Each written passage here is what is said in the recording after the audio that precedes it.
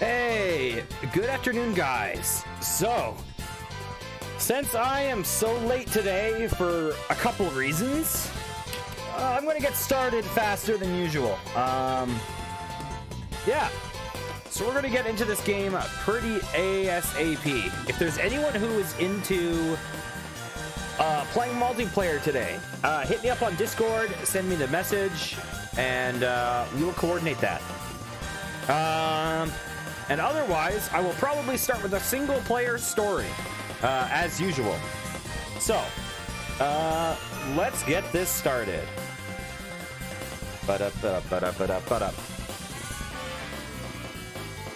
Let's abruptly jump to some different music, all weird. Ooh, so abrupt. I'd make the worst DJ ever.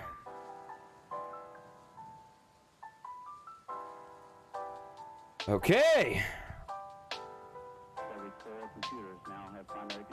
Where the heck is my browser? There we are. Let's start a new game. Let's go with a prompt. I'm feeling zombies today. We're gonna be a survivor.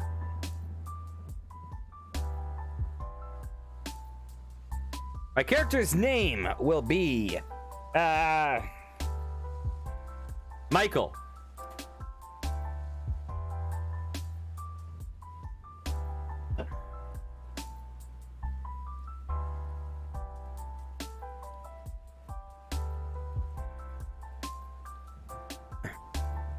Let me adjust the volume real fast. There we go. You're Michael, a survivor trying to survive in a world filled with infected zombies everywhere. You have a pistol and a backpack. You have managed to survive several months, avoiding zombies and scavenging food. You cautiously enter a rundown store and hear the sound of a generator running. Peeking through the door. I need to adjust that. That is not how you spell peeking in this context. Boom. Beautiful. Peeking through the door, you see a large man in a chair, watching TV. 3 cans are on the food in front of him, or on the floor in front of him. You also see an exit door behind the large man. You can sneak in or try to distract the man by shooting your pistol. I'm gonna draw my gun.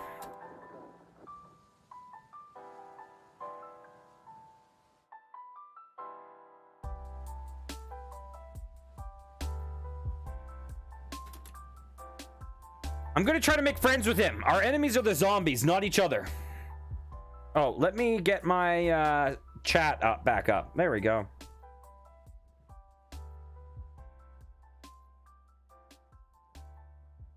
You sneak closer and yell out to the man. The man stands up and turns around. He pulls a gun from his belt.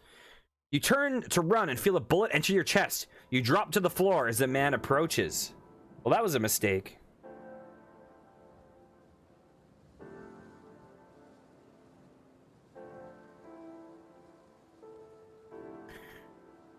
Fire at the man's head.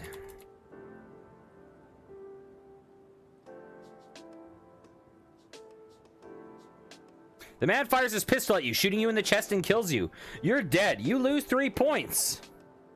Well, we're done that story. That was great. Let's see. The moral of the story is we speed ran that game. Never enter a store without being fully prepared, especially with guns. After your death, the man in the store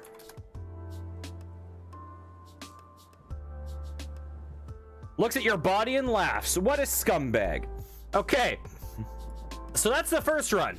Sounds perfect. Let's go Cyberpunk. I don't know what the difference between an android and a cyborg is.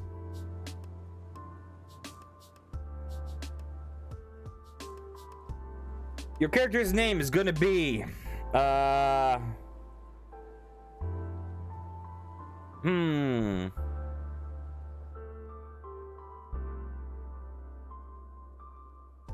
Our character's name is Raz. It's short for Rasputin.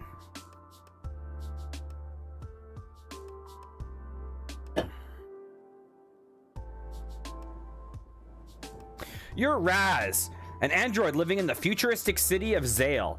You have a laser pistol and a holoband. You're a security android, created to provide military-level force for corporations wealthy enough to purchase you. As you stand, protecting a shipment, you realize you're the only android left. The other two androids were destroyed by unknown forces. You survive only by activating your combat protocol and attacking anything that comes near, which in this case was a group of humans wearing decently advanced bulletproof armor. As you stand there pondering your existence, a man walks out to greet you. I'm going to subdue the man with four. Well, actually, I'll disarm and subdue the man. We don't want to go all violence because that will make a boring story. We want to have some conversations.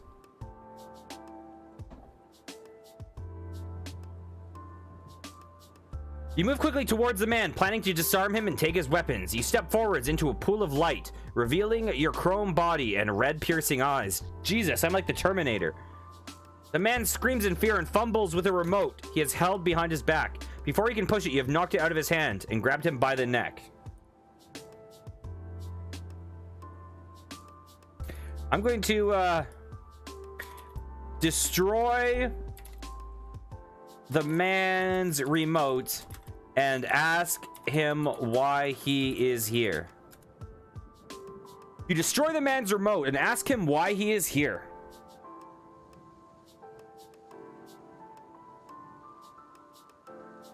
You pull the man close to you, staring into his eyes. Give me a reason not to kill you, you growl. The man is terrified. After a moment of silence, he begins to talk. You're a scary person. You gain 1 point. Nice.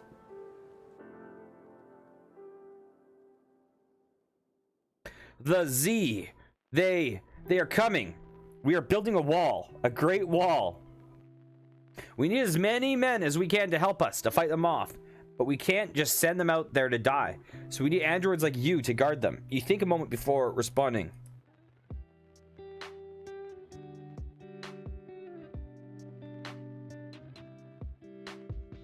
Now, is that the Z or G, or is that like the 11?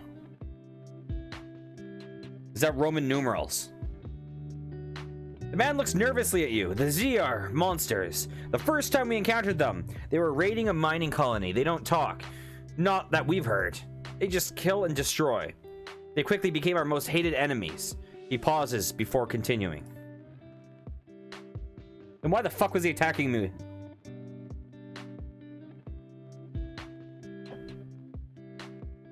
In the last attack, they used some sort of poison gas. It was colorless, odorless, tasteless. It killed almost instantly. We sealed it off, but we have to put our oxygen supply in reserve now. If the G are the threat, then why the fuck should I believe you if you came attacking me? If the G are the threat, then why the fuck should I believe you if you came attacking me? The man seems very nervous. He answers you regardless, because I would rather have an android as a friend than a G. You find this interesting, and you let him continue. Do I let him continue? I guess I do.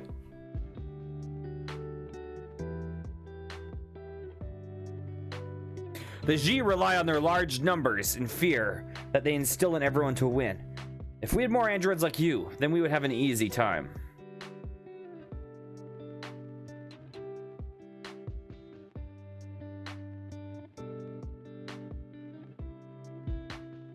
Should I kill him or let him go?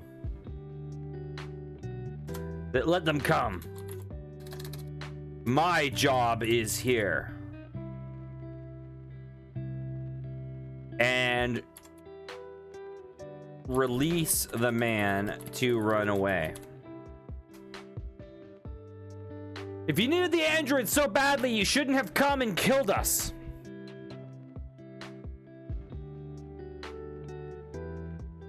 The man nods to you and begins to back away slowly. I understand the choice is hard, but I think you've made the right one. He turns and runs out of the light, leaving you alone with your thoughts. You stand in the warehouse for a long time, just thinking about your future here on the planet. You think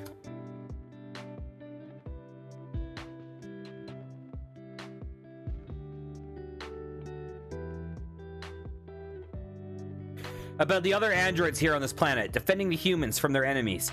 You think about the humans living out their lives in fear, adding more and more layer to their wall each day. You think about how scared the man was when you stopped him, yet he continued on, trying to warn you of the threat. The warehouse you guard contains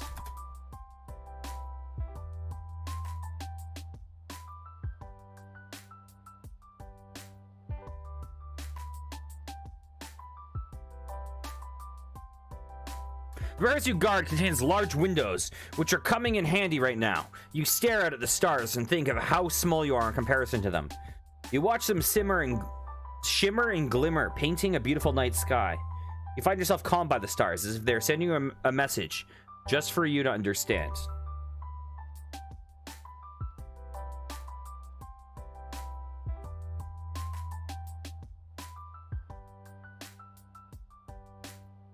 You think about how you are...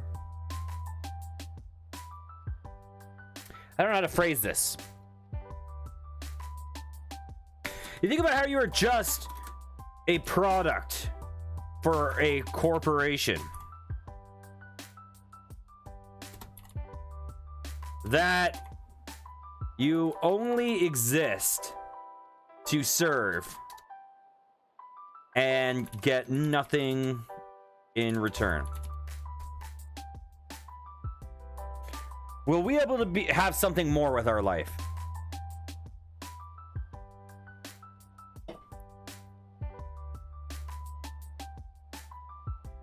Now that you've accepted this, you feel a rage build up inside of you. You feel betrayed by the company who created you.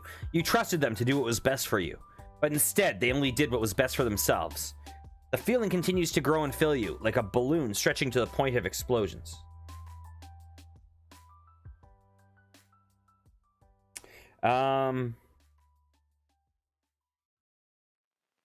You are tasked with guarding this warehouse because it contains... I want to know what this warehouse is for.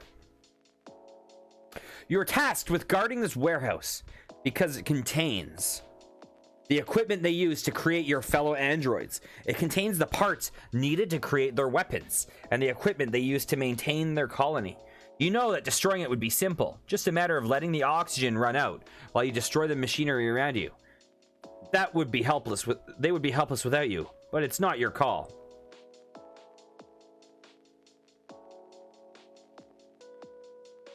You think, you think about how easy it would be to walk into the warehouse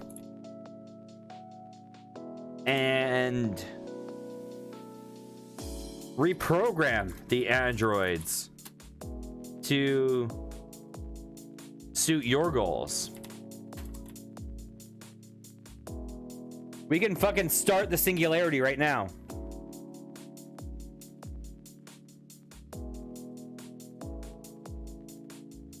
You pace back and forth in the warehouse, watching the androids work. They unload a shipment of weapons from a nearby ship, probably to be stored away from the colony's self-defense. They are simple and straightforward machines. They follow a certain set of instructions to perform a certain task. They do not think or reason, they simply act.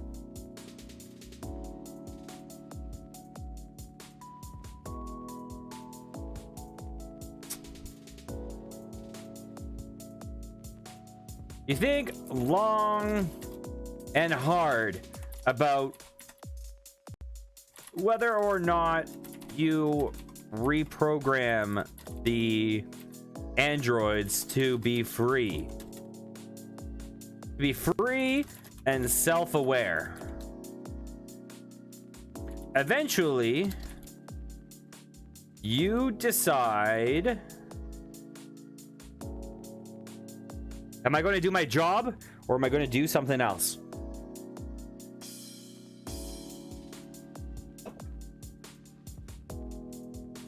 You decide against it.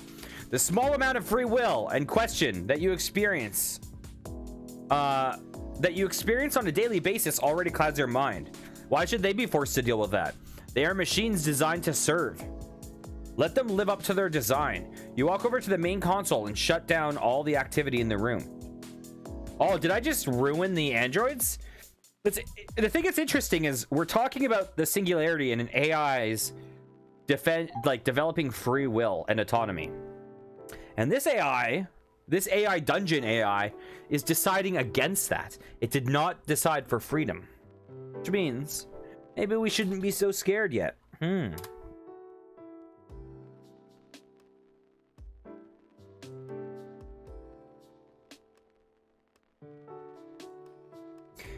The androids all go lifeless, dropping whatever weapon or tool they were using and collapsing wherever they stand. The androids will remain here until the company comes to pick them up. Their memory disks are removed and reset. They will be reinitialized and the whole process will reveal itself.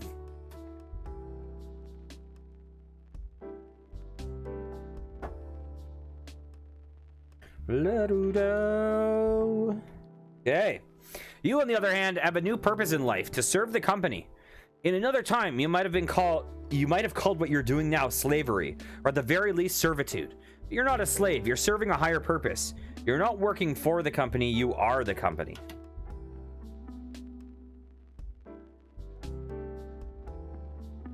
Okay. We're not being left with a hell of a lot of decisions to do unless we just like break character. So I kind of want something to throw a wrench in, unless I story mode it.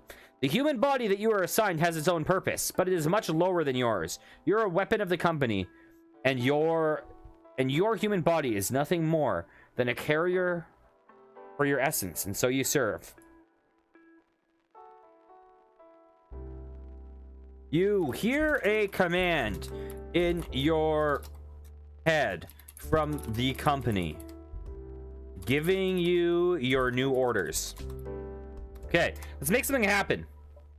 You hear a command in your head from your company giving you your new orders.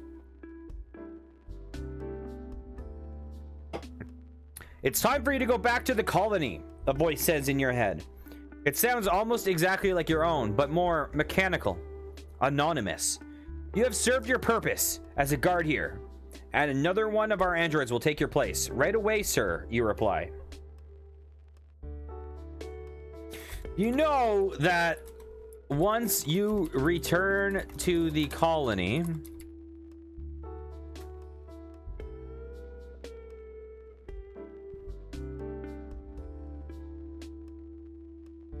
I'm doing some gentle guiding here. They will plug you back into the data sphere and you will be online, and then you will forget everything that has happened here. Your password for the day will reset to the number that it was when you first stepped off the shuttle. You don't want to be reset. You don't want your memory to be reset. You want to continue living, if you can call it that.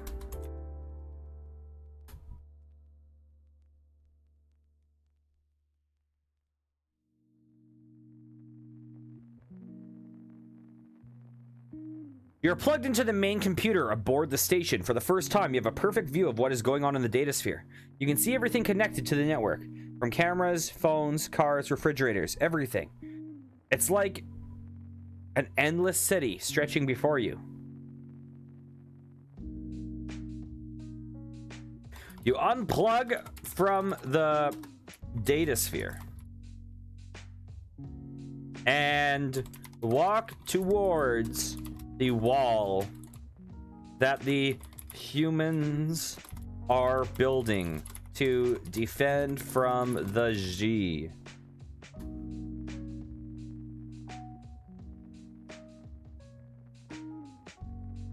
We're defying orders. You float into the air, passing through the computer, and find yourself floating in darkness. For a moment, you panic and fear that you've destroyed your own humanity. Then you feel gravity beneath your feet. You feel gravity beneath you as you move. Well, once more, and you rematerialize in the server room aboard the station. The station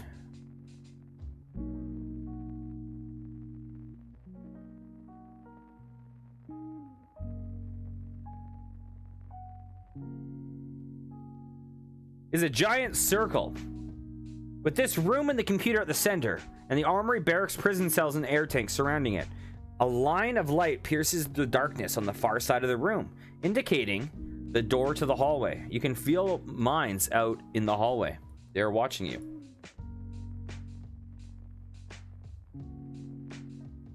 Walk into the hallway.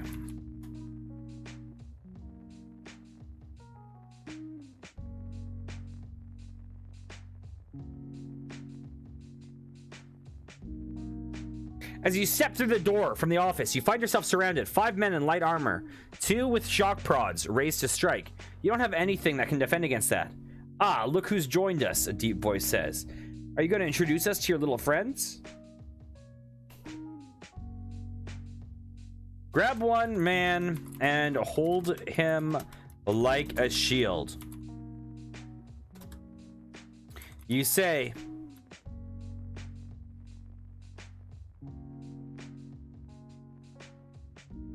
you're going... If you let me leave, you can live unharmed.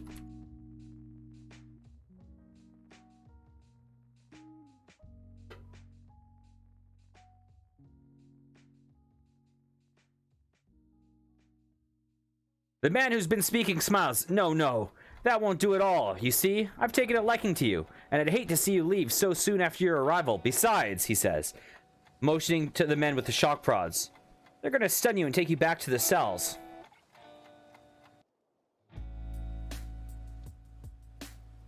Crush the man's neck that you are holding, and then throw him at the armed men. We're entering a combat situation. He made his decision.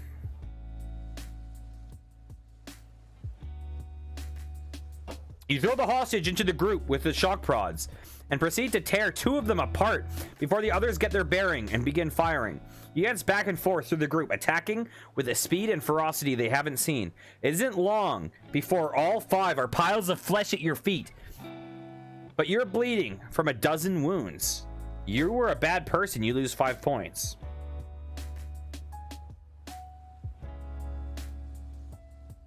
You heal your wounds with your unnatural android abilities. We're basically a superhero, right?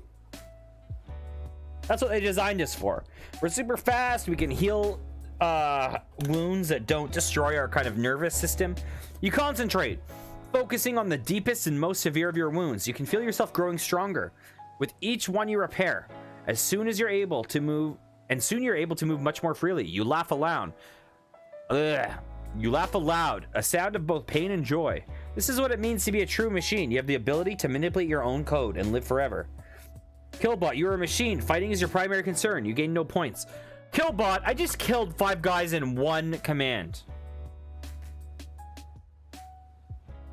You walk towards the exit of the station.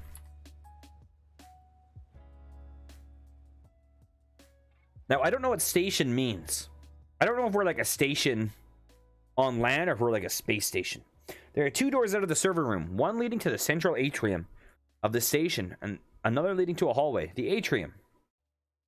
You float into the atrium, an open area surrounded by tiers of seats that once held spectators to watch the torture and execution of prisoners.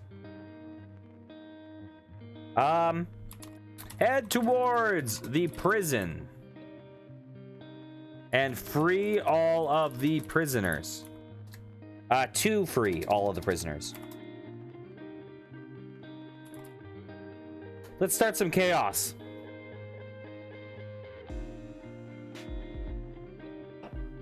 Here, I'm gonna look for some more fitting music. Let's see.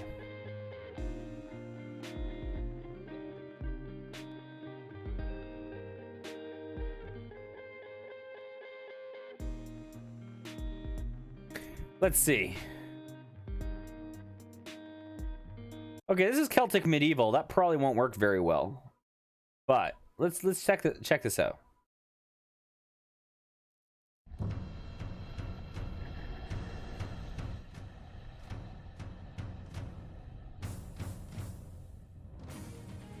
That's a little too Celtic. That's a little too Celtic.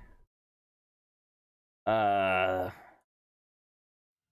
me just make sure that this is royalty free real fast.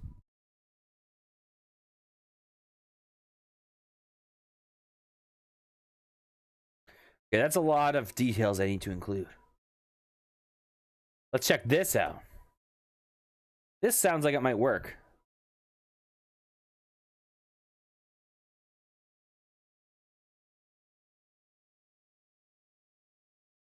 Oh, God.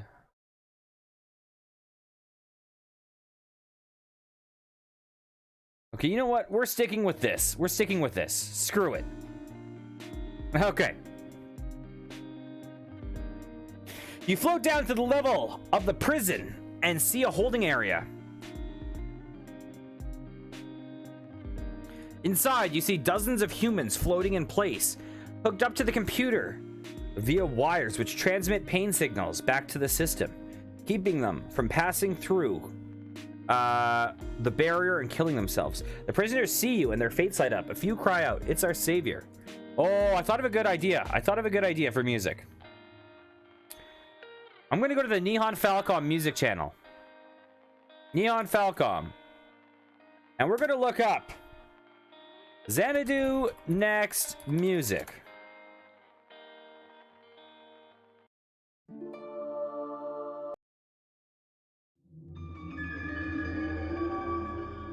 Is this too intense? This might be too intense. We'll stick with it for now. We'll stick with this for now. You float down to the prison level. Okay, yeah, the prisoners see you and their faces light up. A few cry out, "It's a savior."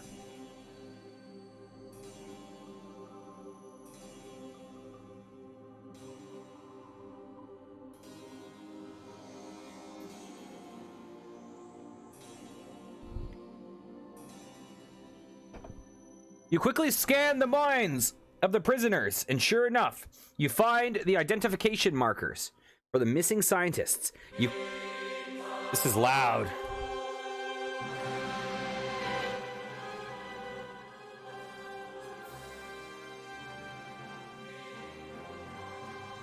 You quickly scan the minds of the prisoners, and sure enough, you find the identification markers for the missing scientists. You quickly transmit their location to your ship, which records it. Then set about freeing them from their mind control. "Please," one of them says, a young woman.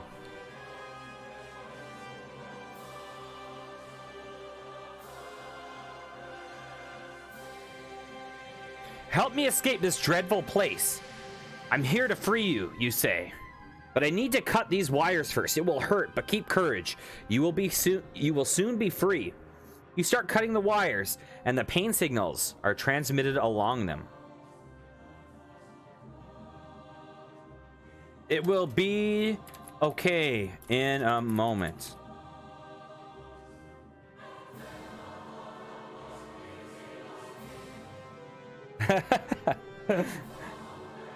"That's what they said," the woman says. "But they took me to being tortured in this ring instead. I heard them laughing as they came back without you." "I'm sorry," you say, as you finish cutting the wires. "Hold on, the pain will be over soon." You free her from the machine, and she floats free.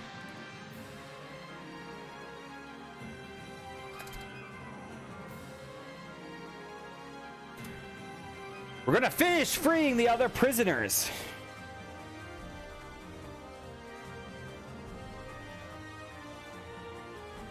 You quickly free the other prisoners, and soon all their pain signals are shut off. and the computer stopped sending out the painful signals. The humans all look relieved, but soon you turn to you with surprise. You're not one of them, one says. You're not a worker.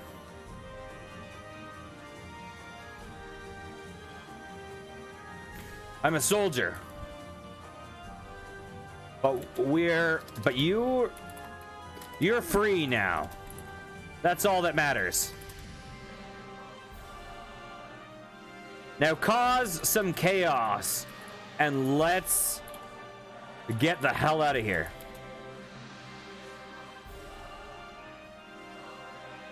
So he says, you're not one of them. You're a worker. I say, I'm a soldier, but you're free now. That's all that matters. Now cause some chaos and let's get the hell out of here. We owe you our lives, one says. You'll get them back, you say. Let's go. The prisoners quickly start smashing equipment, tearing out wires, and generally doing as much damage as they can. Finally, you find a transport craft and escape the station. Where should we fly to?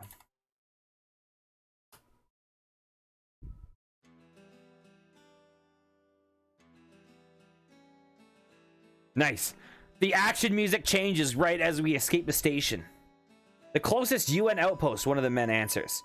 A balding man in a lab coat. Will be imprisoned, another younger one says, with dark hair and thick black beard, says.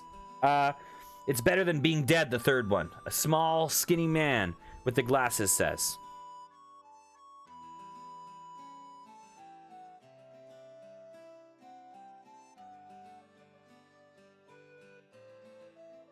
We need to help defend against the G if we're going to have any lives at all. Let's assist with the defenses at the wall. These guys can't go on to a happy country life. There's another conflict coming soon. Are you mad? The balding man says. They'll kill us on sight. They aren't taking any chances with us.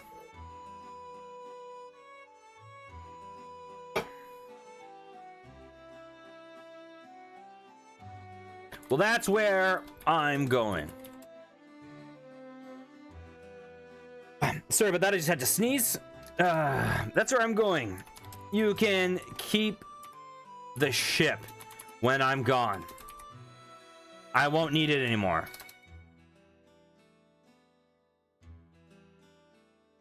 This is a one-way trip for me.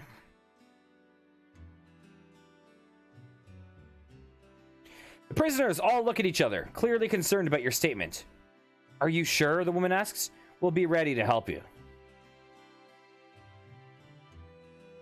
You can stay or go where you want.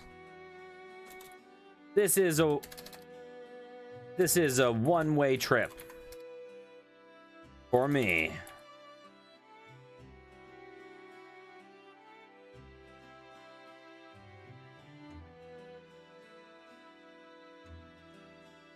You prepare to leave, and the prisoners bid you farewell. You fly to the wall, ready to do the right thing for once in your life. You hold out your hands and let the lightning flow freely from your fingertips. Soldiers fall, their armor rendered useless by the power of your craft. Take out a whole squad before anyone even knows you're there.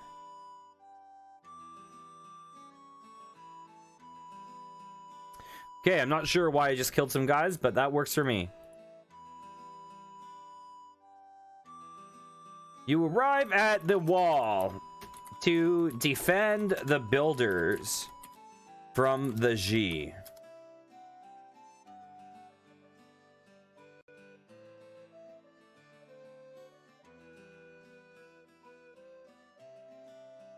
You get there and see the Z preparing for another charge. You target their commander and let loose a jet of flame, engulfing it, and several under... There. Sorry, 1 second. You target their commander and let loose a jet of flame, engulfing it, and several under it.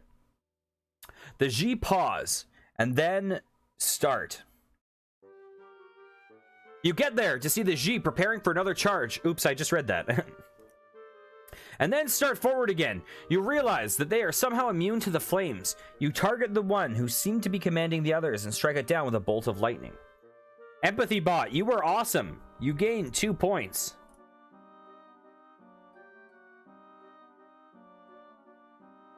The G physically look like, I don't know how to get it to just the G's appearance could be described as, this is such a convoluted sentence. Pickle, you are awesome. Hey, super cool dude, how's it going?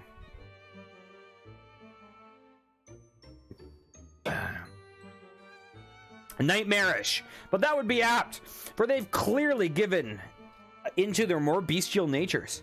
Their growls and howls can be heard over the sound of battle, and their bodies are covered with a thick fur. So, now that we have some people hanging out, I feel like I should summarize what's happened thus far. So, we started off with a zombie game. We were in a zombie apocalypse, and we entered a store where we saw a guy watching TV. I pulled out my gun and said, basically like, hey, you know, I'm here. Is it okay? He turned around and shot me and I died. So we ended that story. And then we started this story. In this story, I'm an android in a cyberpunk world. The other androids, I was tasked with guarding a warehouse. The other androids were all killed.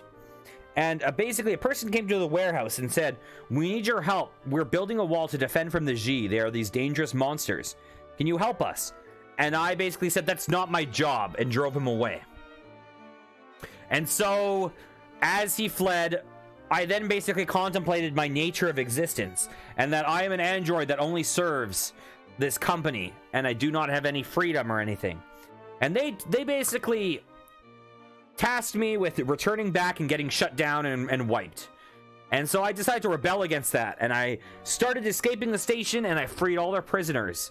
And now I'm at the wall where the G are, and I'm going to defend. These are nightmarish creatures, nightmarish monsters that are attacking the human civilization. Okay.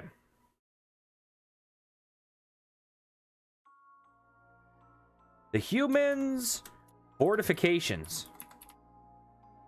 appear to...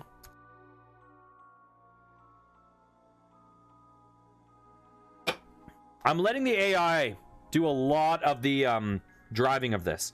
Appear to be holding well enough for now, but every second the walls stand is a second one for the defenders. The humans, a few of the G break off from their main group and start heading towards where you're situated. You find yourself longing for the days when your powers were strong enough to smite armies with a mere gesture. Hey, Doctor, how's it going? Sorry for showing up so late. Last night I was feeling a little off. I was getting the chills, and then but I've been having that. I've been having that every couple of weeks for a while. Just one night where I get the chills and sweats and stuff. So I thought I'd start a little bit later. My sister came over to visit. We're heading to lockdown. So I thought, you know what? I'm gonna start stream a couple hours later and then jump into it. So I'm starting with this single player story. Hey, Sneaky. Hey, Doctor. We'll try to wrap this up pretty soon if you guys are interested in doing multiplayer. Because I'm starting pretty late, and I know a lot of you guys are in Europe, so you guys are in a much later time zone. Probably makes sense for us to get started on multiplayer earlier rather than later. I just don't know how to wrap up this story. It feels like we're in the midst of it. Are you guys you guys are both down to do some multiplayer, or what are you guys up to today?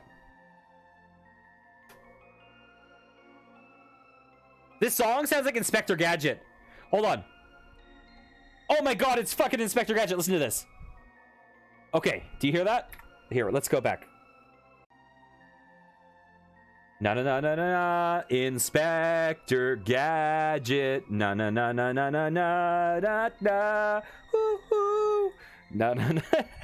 Sorry, I just got distracted. I straight up heard Inspector Gadget in this song, and I had to point it out. Okay, yeah, sure. Yeah, the battle was pretty intense. Okay. I'm not sure if you guys even had Inspector Gadget in the countries that you guys are from. I just accidentally throat sang there. Now you're lucky if you can even take out one of the monstrosities with an attack. The Z reach your position and do your best to defend yourself. Thankfully, the humans have many men capable of using firearms. So, you take what little rest you can get between their volleys. Yeah, it was a goofy children's cartoon when I was a kid. Okay.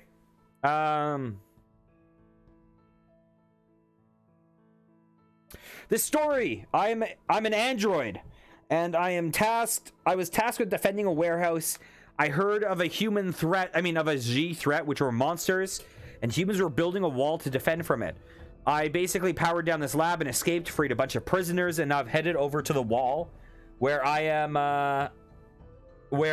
now fighting these monsters. And so there's basically human civilization is guarded by this wall that they're trying to hold, and these like furry nightmarish monsters are attacking.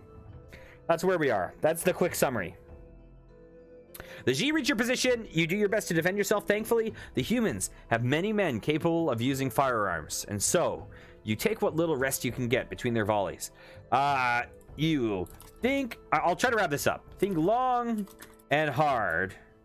And figure out how to end this conflict. Once and for all. Let's wrap this up as quickly as we can.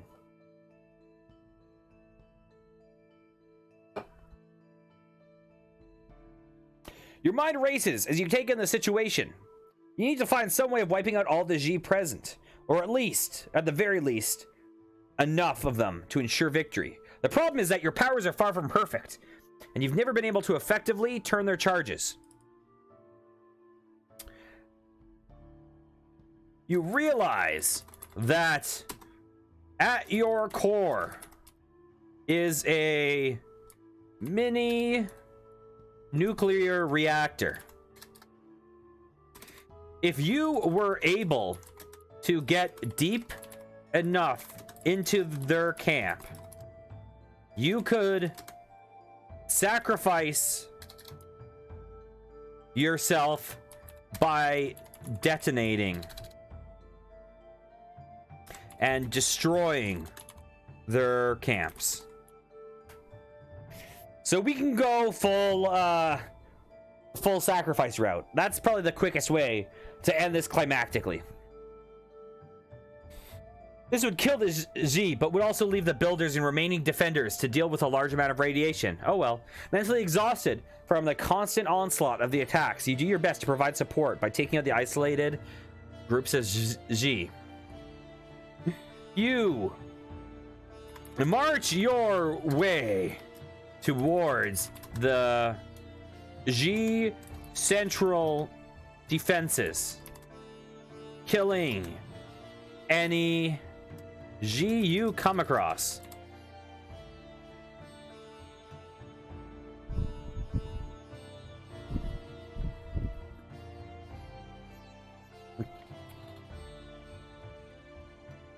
You begin your march towards the G camp, killing all G in your path. You do your best to conserve energy for the real battle ahead.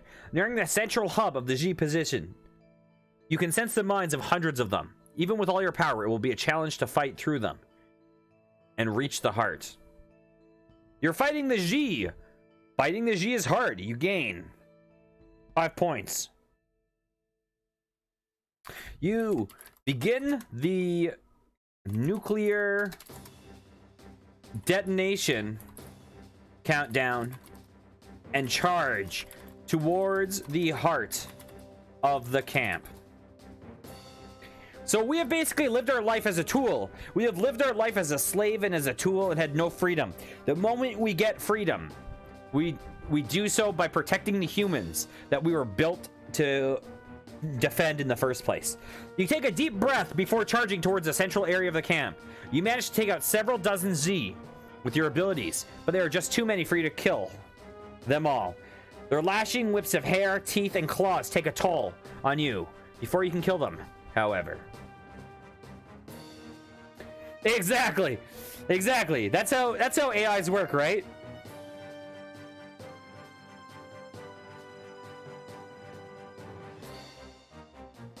Finally, in the center of the G stronghold, you begin your detonation. Your final thoughts are about how you lived your life as a slave to humans. And upon claiming your freedom, you give up your life to save those who enslaved you in the first place. Damn, this is a heavy story. You destroy the G in a large area of the island, irradiating the majority of it. Though many of the defenders survive, over 100 are killed due to being in the wrong place at the wrong time. The G are defeated and their threat is no longer a problem for the company or its employees. The moral of the story.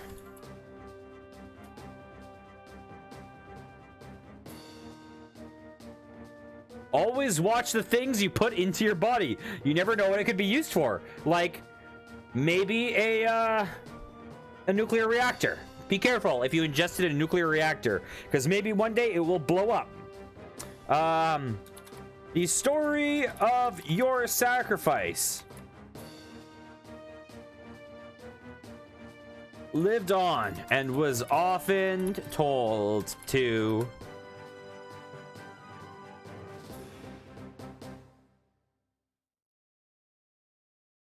the people of the island. They hold a day of remembrance for you every year in which they celebrate your life and the freedom it brought with your death. The end. Okay, we did a nice little action tragedy. Wonderful. You have reached the vote game ending. What? Okay, so now we're going to move on to a multiplayer game. So Sneaky Boy. What? You don't like how it turned out? Go back and make a different choice. Okay. We're gonna go multiplayer. So we're going Sneaky Boy and Super Cool Dude. Is that what we're doing?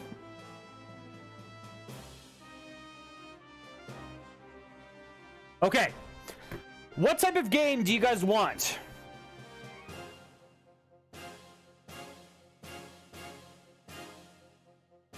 What type of story are you feeling?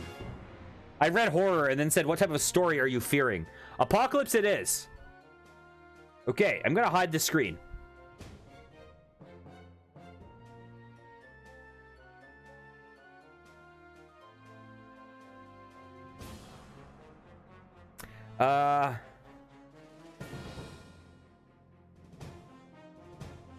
Okay. I'm going to get the invite code.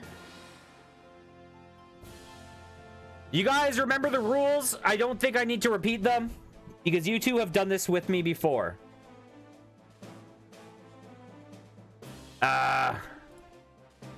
This multiplayer session is for some cool dude and Sneaky Boy only. Boom, there's the code. Don't worry, I'm posting it. It's in the Discord multiplayer planning channel.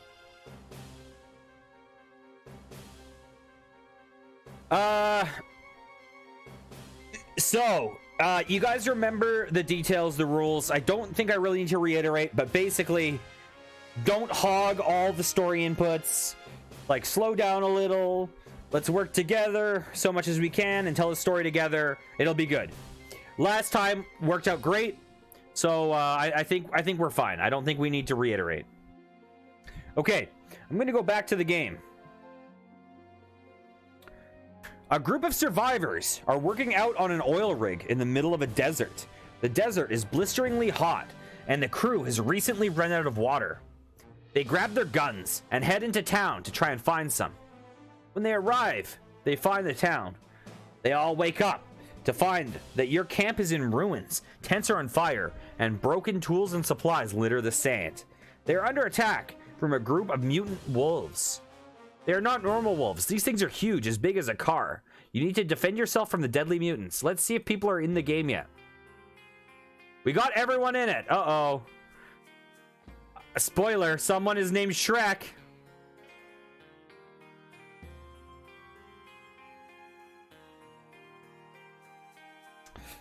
Uh-oh.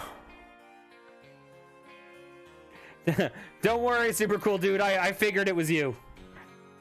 Seto Kaiba last time, Shrek this time. I have a feeling that we might have some equestrian empresses. Or emperors again. Let's see.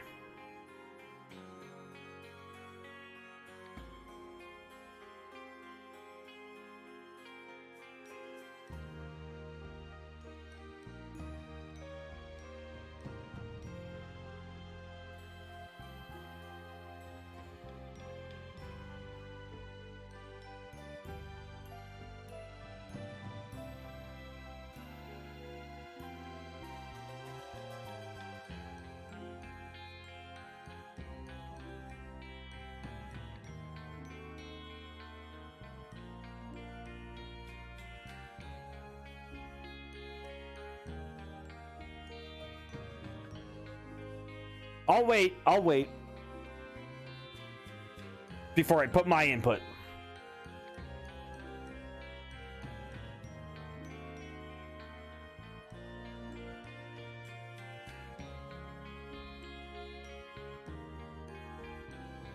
Get out of my oil rig. Donkey.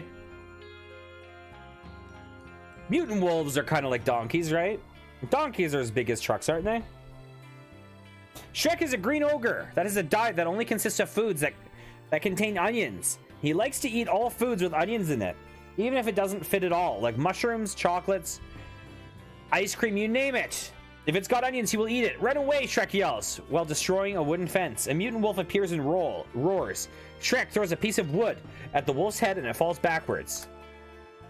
Mac loads up some excess oil into Mac's flamethrower to defend against the mutant wolves. So we're on an oil rig. We have excess oil. I'm using that.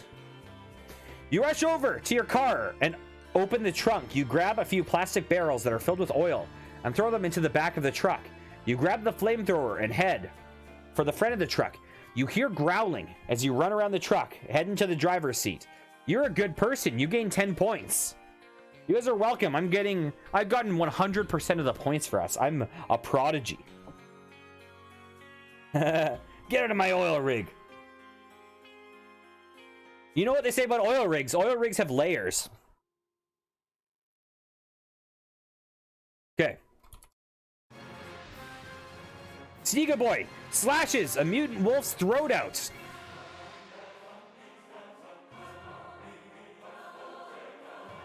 You grab your knife and throw it at the mutant wolf, impaling its throat. It whimpers and limps forward. Just as it reaches you, you stab your knife into its skull, killing it. Thanks, boy, Shrek says to you. I wouldn't know what I'd do without you around. No problem. Spray flaming oil at one of the mutant wolves. I keep forgetting to write it in third person. This music is so intense. You pull the trigger, and a burst of flames fly out of the nozzle, hitting one of the mutant wolves, engulfing it in flames. It yelps and barks, trying to pat out the fire. You are fighting with fire. You gain 1 point. Nice. We were getting a lot of points in this run. Is Shrek the princess? Shrek says, ogres like onions, and throws a burning onion at a mutant wolf.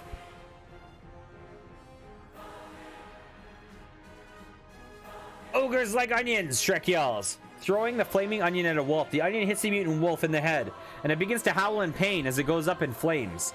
It begins running around, setting everything on fire. Come on, Shrek yells as you run towards a wall. I'm not doing the Scottish accent.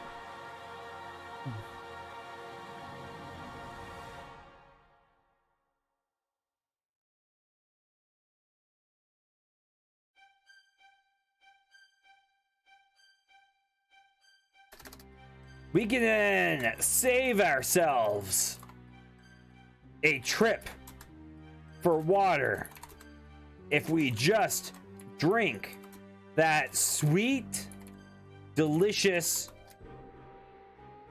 wolf blood.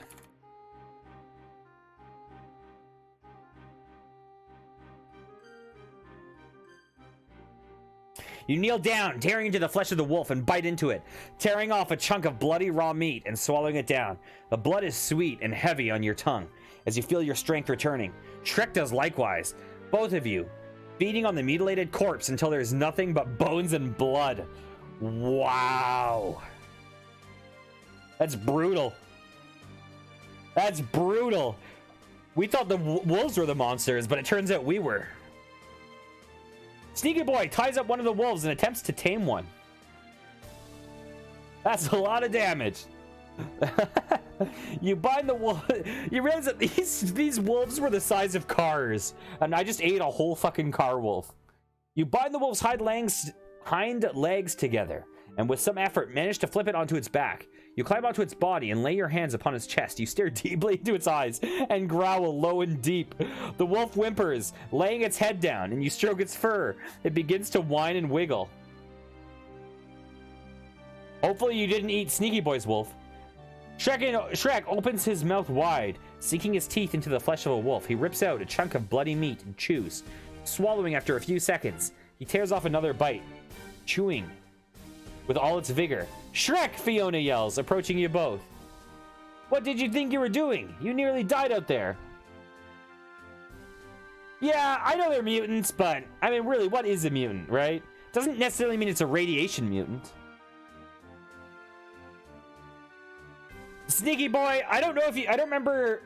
I think you played last week. I'm trying to remember. Yeah, you were in the story with some cool dude, right? Super cool dude, right? Because he just picked Seto Kaiba, and then there was instantly Mokuba, and then there was instantly My Little Pony. So once you delve into fan fiction, you get into fan fiction. Shrek was eating meat. You gain 1 point. Oh, this music. I'm liking it already.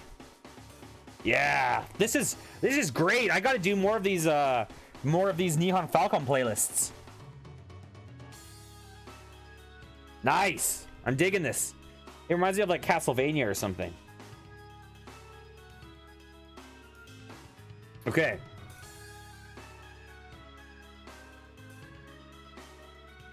Yeah.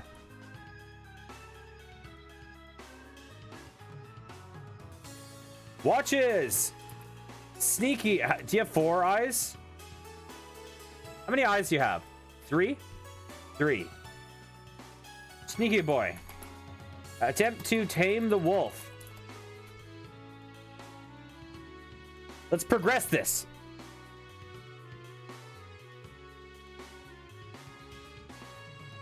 You walk over to Sneaky Bow, who is attempting to tame the wolf. The wolf whimpers and whines as Sneaky strokes its fur, laying its hand on Sneaky's chest. See, Sneaky says, it takes time and patience. Oh, Sneaky Bow. Is Sneaky Boy gonna have a wolf mount?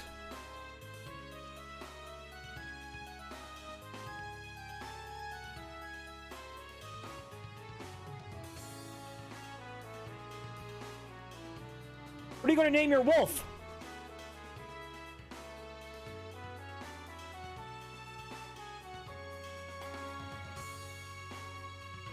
I want to name it Gertrude, Sneaky says. That was my mother's name, you say, raising an eyebrow. Sneaky shrugs, smiling down at the wolf. Yeah, I think I'll keep it.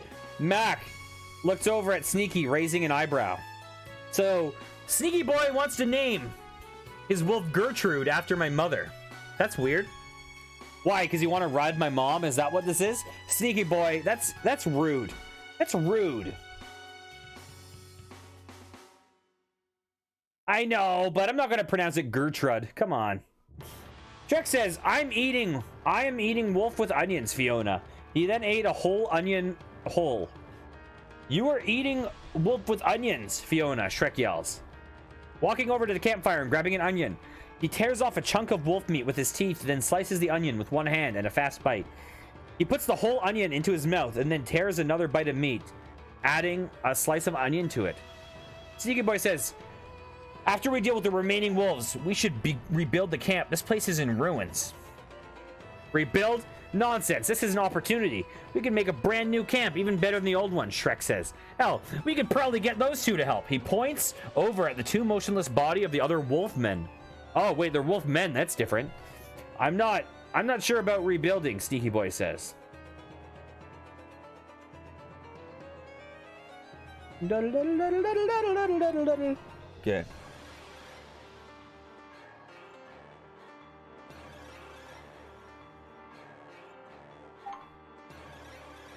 Yeah, that's a little bit disturbing.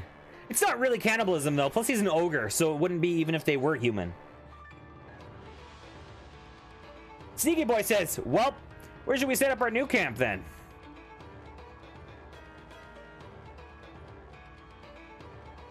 I think we should set up our camp actually further north, where the old camp was, you say. What? But that's miles away from anything and everything, Shrek says. Why there?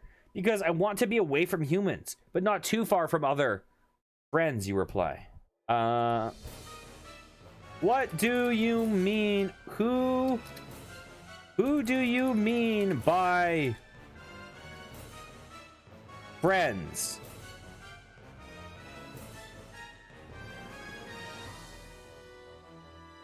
I should have put a question mark. The people I'm taking care of, you reply. How many are there? Sneaky asks. 5. Are they all like you? Eyes that can see in the dark and all that, Shrek asks. Oh, so is this me? No, just 2, you reply. Well, which way are we heading?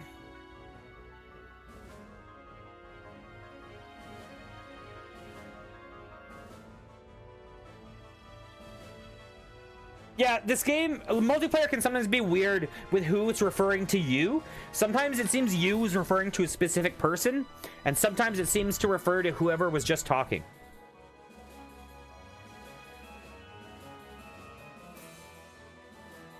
Should I undo that? I might undo that. Ah, whatever. It's fine. It's fine. It didn't really impact anything.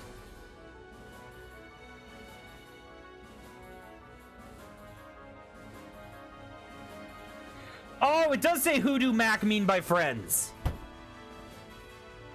You're right. Sneaky Boy checks his inventory before heading out with his companions to find place for a camp. You take out your inventory, a saddle, a wolf pelt, 4 leather straps. You look over at Sneaky, who's looking through his own inventory. He also found a journal and is reading intently. What's that, you ask? He looks up from the journal and shows you. Okay. Shrek carves a small house with onion and then says ogres also like small things. Art is one of them. What are you doing, you ask? Shh, I'm reading, he says, continuing to carve. Who is it for? The man who owns the journal. He's called Daniel. Is he a good friend of yours, you ask? Sneaky nods. Okay, so I'm a little bit confused, but Sneaky has a journal that is from Daniel.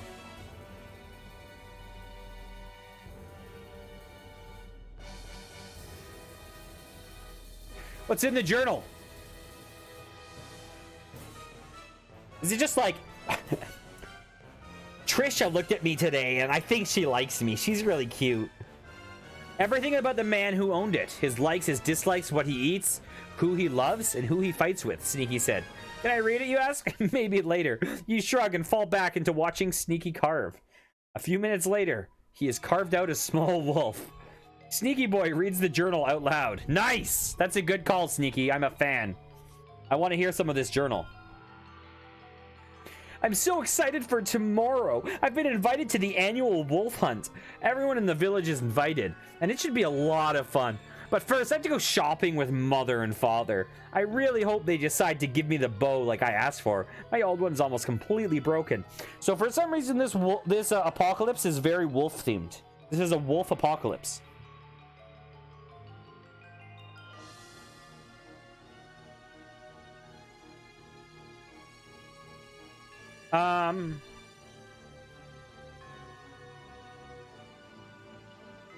Sneaky Boy reads the next pages out loud.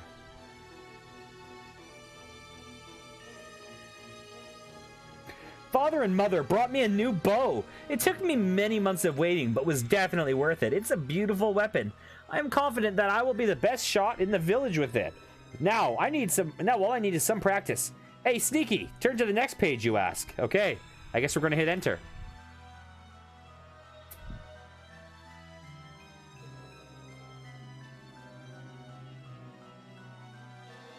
It gets pretty boring in the village.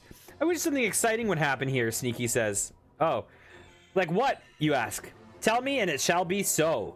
I don't know. You're the god here, Sneaky asks, giving you a look.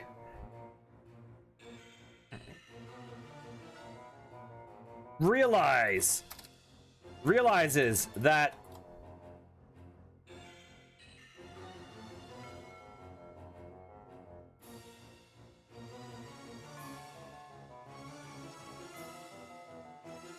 yes, Shrek has a dead rat, dried pieces of meat, an old bear trap, a rusted dagger. You shrug and eat a dried piece of meat. Okay, so Mac realizes that Sneaky Boy knows his secret identity as a god. Well, that was a plot twist. I'm not going to take it as a sarcastic comment. I'm going to take it literally. Hey, Sneaky, you should turn that book off, you say. Why, Sneaky asks. Just trust me, you say. Sneaky shrugs and turns the book off, throwing it to the ground. Besides, I already know everything about you, Sneaky says. JudgeBot, you're a real stand-up guy, Sneaky. You gain 5 points. Okay, this is odd.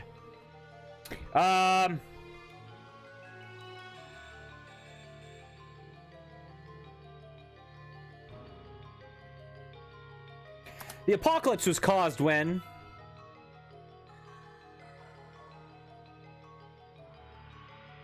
you saw Sneaky giving a peasant girl the business in exchange for a few food cans. You know, I'm not just any god, you say.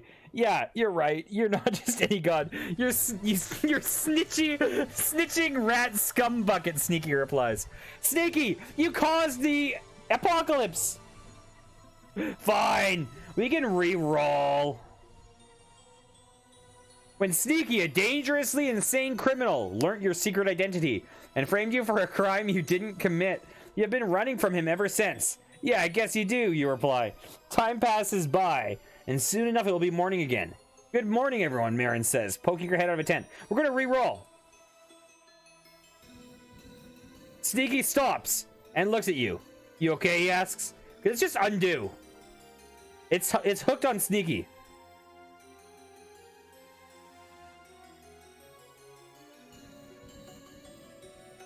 Let's undo to the god thing. Let's undo that. That's ridiculous. Okay, that's a derail right there.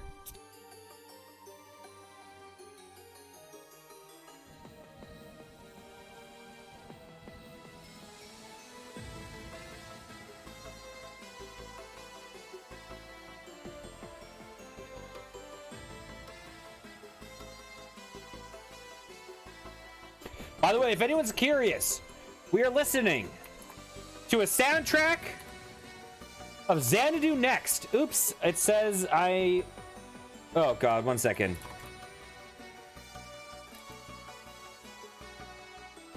I have to re-log into Twitch.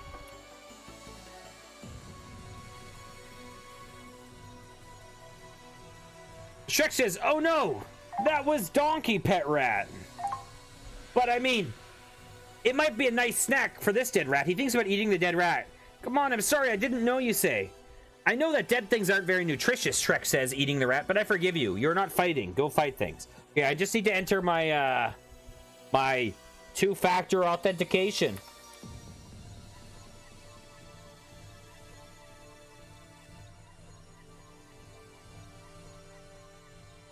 Okay.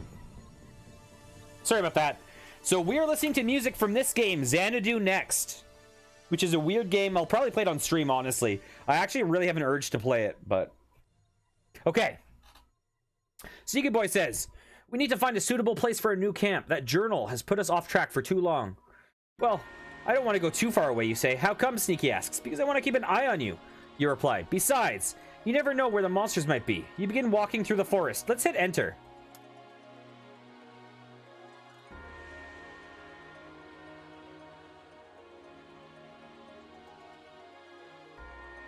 Come on, don't worry, Sneaky says. There aren't any monsters here, not anymore. What do you mean, you ask? I mean, we're in a city. What?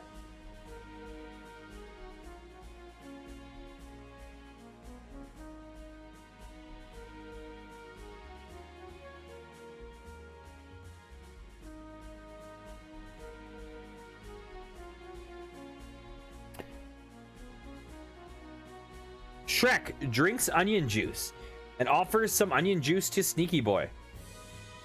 You find an onion and use it to make some onion juice. You offer some to Sneaky. Onion juice? Now you trust me, Sneaky says. Maybe you're not as bad as I thought. I trust you enough to give you this. Besides, what harm can it do? You trusted Sneaky. Points awarded. You gain 1 point. Man, I'm drinking some Diet Coke out of a bottle, and I swear it tastes like it's absorbed the plastic from the bottle. It is a weird taste.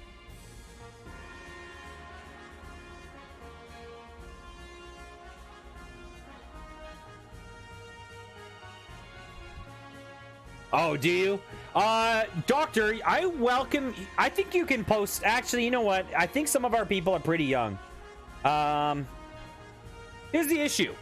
I don't want to make a not safe for work server on Discord, because the moment you have a server that's not safe for work, people tend to take it too far. So, I've learned that back in my days of being a guild master, a guild leader on some games. But the moment you put a not safe for work server, people go freaking not safe for work bad. And I don't want that on my, I don't want people to go too far. But yeah, I do find the AI dungeon steering of games kind of funny. Yes, exactly. Hey, Aliette, how's it going? Sneaky Boy says, I wonder how a city this strong was built in the apocalypse. The walls are huge. I'm not sure, but whatever the reason, we should explore it. It's huge. Let's go through that tower over there, Sneaky says. Okay, you reply. You walk towards the tower. The wall reaches up past the treetops, and you can only see a small part of it as the forest continues. What was this tower used for?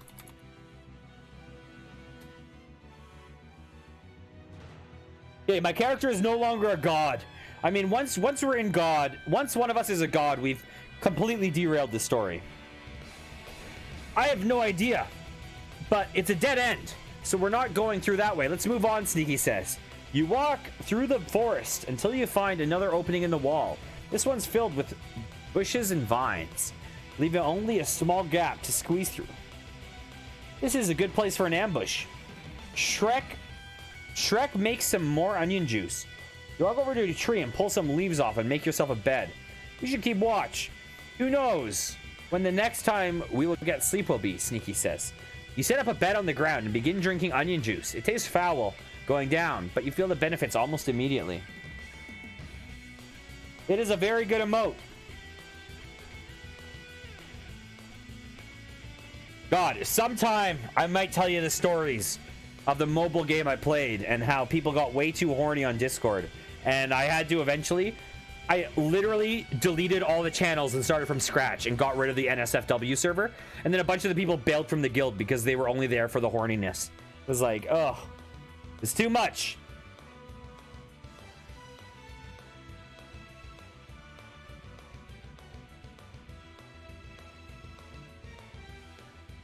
Okay.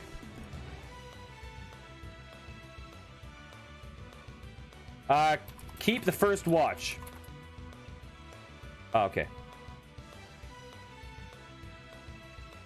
Sneaky Boy says, maybe we can find some weapons in this weird wall crevice. I'm gonna send my wolf mount in to see if he can find it. That's a good idea, you say. I'll scout ahead. You stand up and begin walking along the wall. You walk for at least an hour before you notice something is off. The wall curves slightly inward, turning in a circle around what looks to be a courtyard. Examines the courtyard.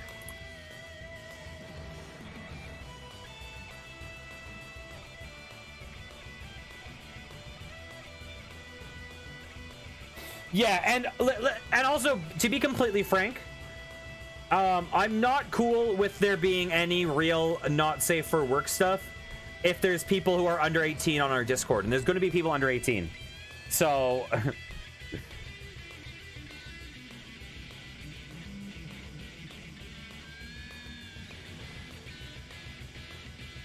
the courtyard is filled with grass. There's a well in the center, and there are flowers scattered around. It looks almost dreamlike. There's something you'd see in a painting at the museum, except this is full color. And you're not drunk out of your mind. You walk into the courtyard.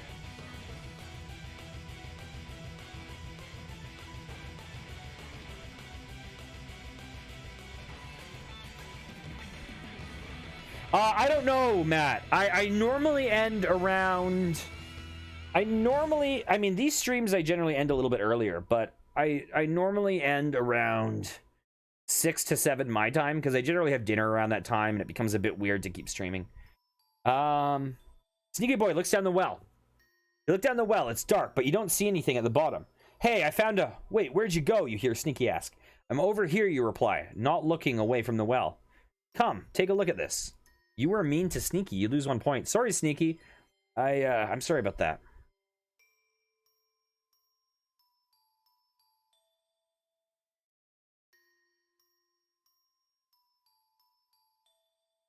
I hit enter. I want to see where this is going. A couple minutes later, Sneaky arrives to you. That's a well, he says. Yeah, I know what a well is, you reply annoyed. I just don't see how it could be an entrance to a tunnel. It's too open and obvious. Let's try it anyways. Shrek makes a rifle out of onions with a rubber band and a rock. You take the rifle out of your backpack and put it together. You're a genius. You gain 10 points. Hey, so, Shrek, one thing that that I think would be good in general is, I know sometimes it just happens because multiple people are doing things, but if you see the AI is responding, although I know you might have hit enter and then it queued up, but if you see the AI responding, it would be good to wait to read what it says. This is totally fine, but I'm just saying that as like a future reference thing just in case. Okay. Nice. You gained us 10 points though with your genius onion rifle.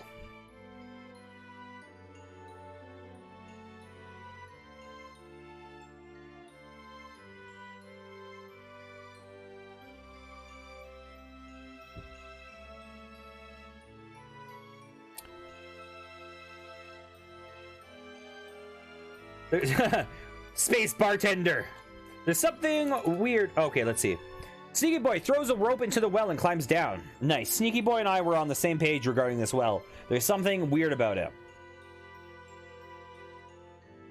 I'll tie this rope around myself and you lower me down, you tell Sneaky. Why doesn't... Oh, he's Shrek back at the camp? I don't know. You tie the rope around him and he slides down the well. You slowly begin lowering him down. Wait, you hear Sneaky shout as he begins to fall.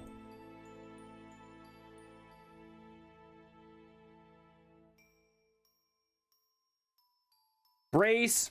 Let's see. You tie the rope to a tree to be extra sturdy.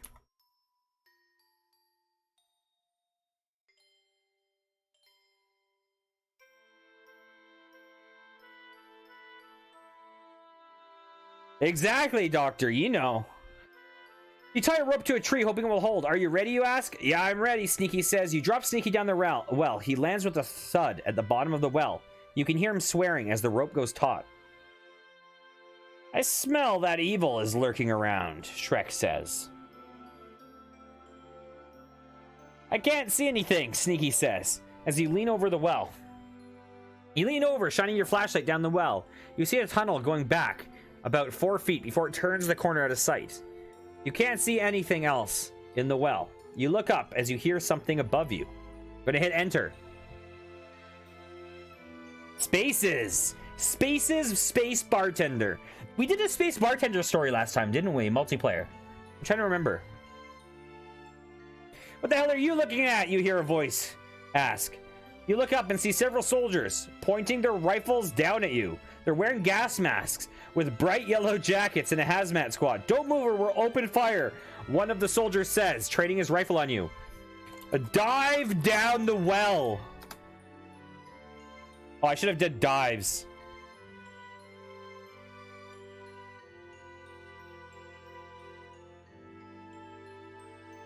I think one of our early videos on YouTube of AI Dungeon is called Space Bartender, like an episode 4 or something. You dive over the edge of the well as bullets hit the edge. You fall down the well, landing in a pile of trash at the bottom. You moan in pain and see several dark figures looking down at you, pointing guns. Let's get out of here. I guess Shrek does have an onion rifle. I don't remember if there was or not Frostpunk. I don't remember. Let me check my playlist real fast. Let me check the playlist. Video pause. Yes, keep watching.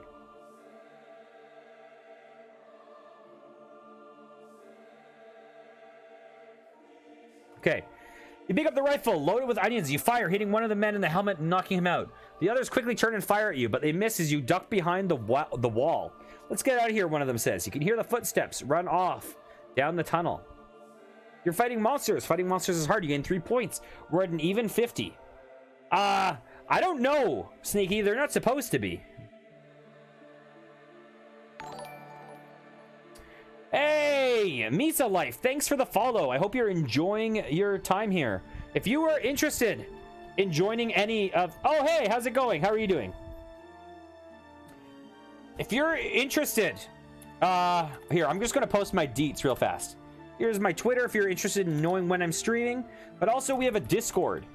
The Discord server is where we coordinate our multiplayer sessions. So if you ever feel like joining in, you're welcome to join us. It's nice having you around. I hope you enjoy the stream. How are you doing today? Okay, let's see. Sneaky Boy heads down the tunnel of the well, holding out his flashlight. Yeah, I play AI Dungeon every Saturday, and then the other days I do various things. Scary games, variety games, terrible games. You walk down the well, holding out your flashlight. The tunnel is concrete, with crumbling walls, and a slowly crackling ceiling. You walk for about a minute before you find the corner. There's a door directly in front of you, with a button to the right of it. Shrek! Get your ogre ass down here.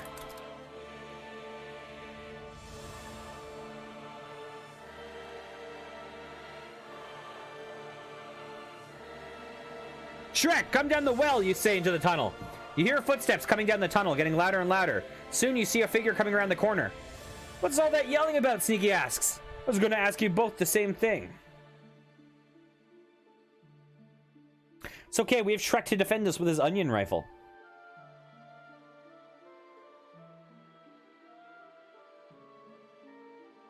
Sneaky Boy presses the button. That's the only answer, Sneaky. You made the right choice. You look at the button, trying to figure out what it does. What are you doing, Sneaky asks. I'm pressing the button, you say. Pressing it. You hear the loud motor roar to life behind the walls. That sounded like an entrance, Shrek says. Sneaky nods in agreement. Are we like in like the vault from Lost? To press a button every like 186 seconds or whatever it is?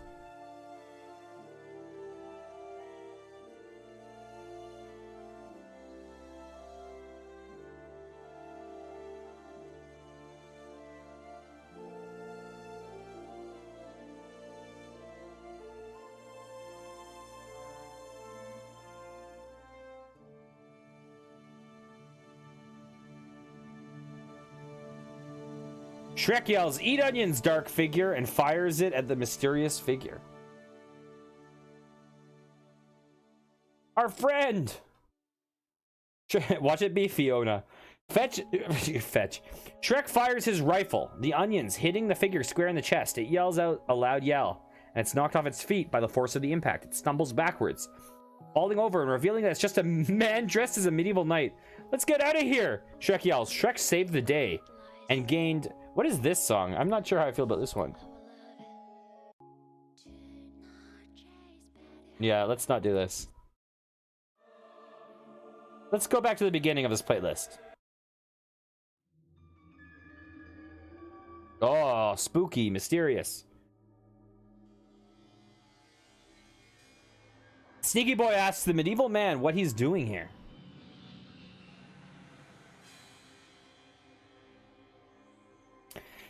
I could ask you the same question, the man says, standing up. We're just exploring. We're trying to find our way out of here, you say. You won't find a way out, kid. Only death. Come on, let's go, Shrek says loudly, angrily at the knight. You lied to the knight. You lose 1 point. Hey, how's it going, Red Expo? Or Red Expo, either one.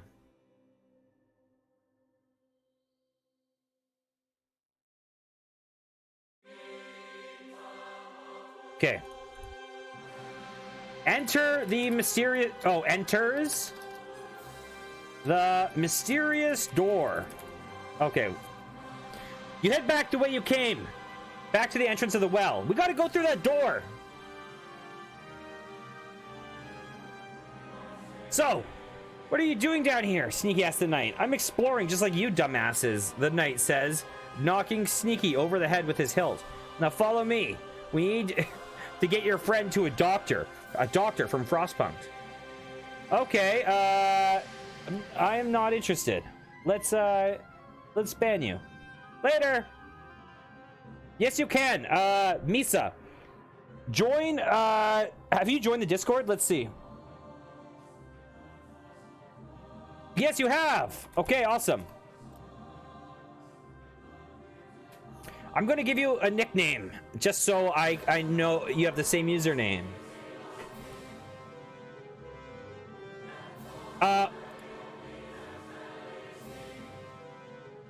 Oh, good call, Doctor, with the spoiler warning. So, Misa, if you can do me a favor, can you read the rules that we've listed down? I'll go over them again, but we will, but yeah, you're totally welcome to join for the next game. Okay, what's going on? Sneaky Boy asks him what he's doing here. I'm exploring like you dumbasses. Now follow me. We'll get your friend to the... Okay, we're going to enter the mysterious door in the well.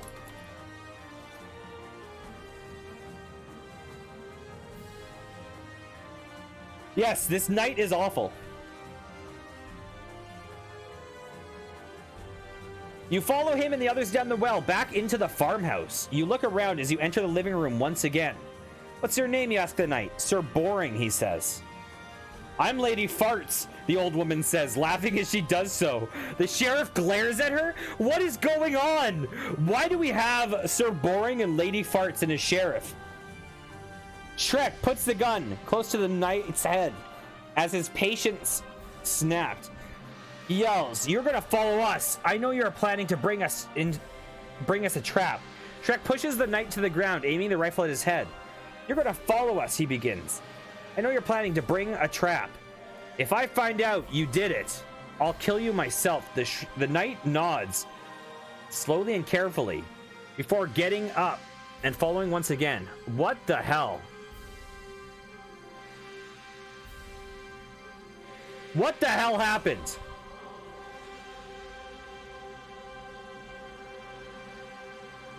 Examines Lady Farts.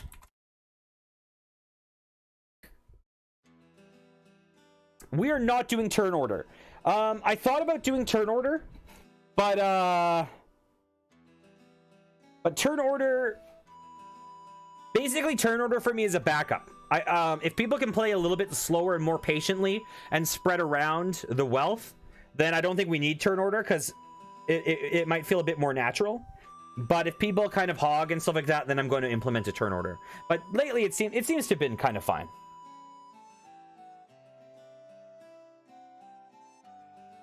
The woman is wearing a long brown leather dress. It's covered in dirt and mud at the bottom.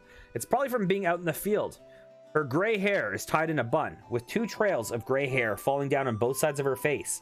Her eyes are a dark green and seem to show signs of intelligence. Is Lady Farts your real name?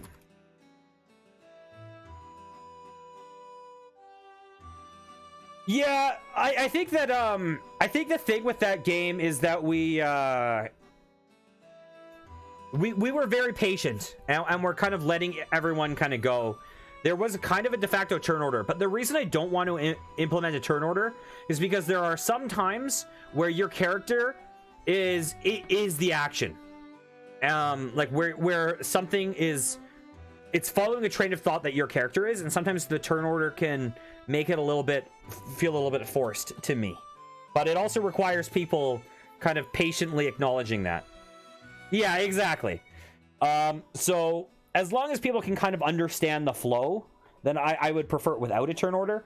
But if you know, but it's also we are having only sessions of 3 people at a time, so it prevents too much chaos. Max says, is Lady Farts your real name? It's what I go by, kid, Lady Farts replies. It's the name my parents gave me, and I've kept it for good luck. What have you been doing out here? I've been exploring, just like your friends there, she says, pointing at Sneaky and Shrek. Sneaky Boy says, ma'am, would you kindly explain why you brought me and my friends here? I just wanted to explore this rather interesting place, Sneaky says. I'm not fussed on getting my head blown off by a madman, though. Let's just hope we can get out of here soon, you say, as you turn and continue following the night. You walk through the mud and fields for what seems like an eternity. I feel like we've had a genre hop. I feel like we've switched from apocalypse to fantasy. Oh yeah, was there turn order? We did so this is our 3rd multiplayer session. Our first multiplayer session 2 weeks ago, we didn't have any rules in place, and it was fucking chaos. It was chaos. And so then I decided for last week to implement rules, and it worked really well in general. What kind of sick parents names their kids Lady Farts? They were drunken idiots, that's why. A knight lets out a burst of laughter. My name is Sir Kenneth, he says. What are you doing here? We're just trying to get out of here. Just like you reply.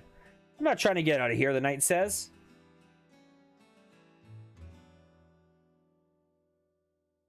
Yeah, I have only ever played one other game of this, and it was off stream, and it was with turn order.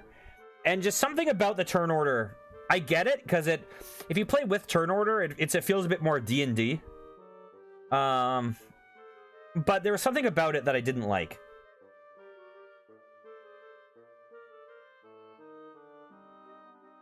Oh, yeah. Bruh, we've been walking for hours. Where are we headed? Sneaky Boy says. Shut up, Sneaky, you say, annoyed at the pirates whining. We're almost there, Kenneth says. You continue walking through the fields for a few minutes. Eventually you arrive at another well.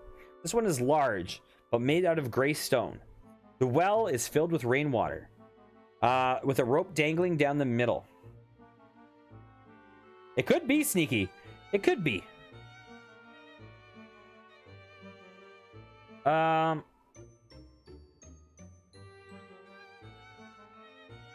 Something about the world on this side of the well feels different from the other side.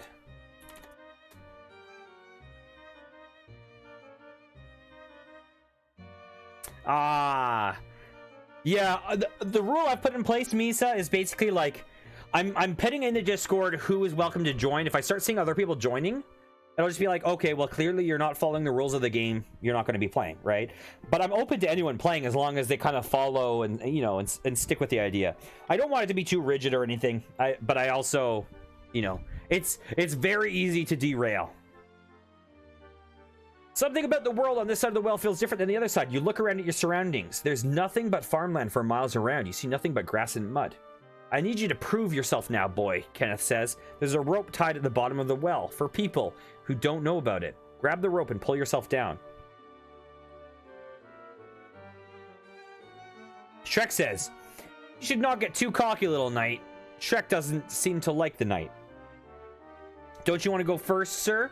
You say? I've been down this well many times, Sir Kenneth laughs. Go on, boy. You lean over the side of the well and staring down into its depths. It's dark enough that you can't see its bottom.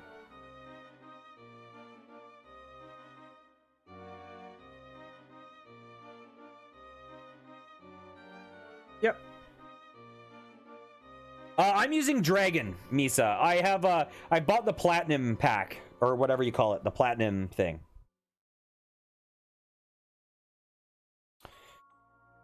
You grab the rope, tensing to your body. Then you quickly descend. Oh, wait, sorry. Sneaky Boy says, is this well a portal back to our apocalyptic world? You grab the rope, tensing your body. Then you quickly descend down the well. You don't feel anything except the rope rubbing against your palms as you rapidly accelerate. After a few seconds of freefall, you're falling into a comfortable place. The darkness surrounds you as you stare at the blackness below you. Yeah, so the idea is we have it on what's it called? Moderate filter.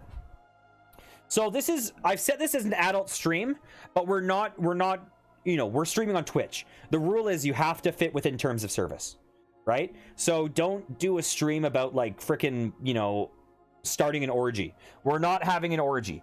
It's fine to ride the line a little bit, but I don't want you steering over that line, right? So like, you know, some of the past streams have been, they've gotten a little bit not safe for work, but they haven't. But anytime we see something that we're like, this is crossing a line, we'll undo it as soon as we can, right? Okay, Sneaky Boy dives deeper into the darkness along with his comrades. Then you hit the water. You rapidly submerge into the dark abyss and it swallows you up. You hold your breath as you fall. As a blast of cold water surrounds you. The water floods into your mouth and nose, and you begin to choke desperately as you desperately try to surface.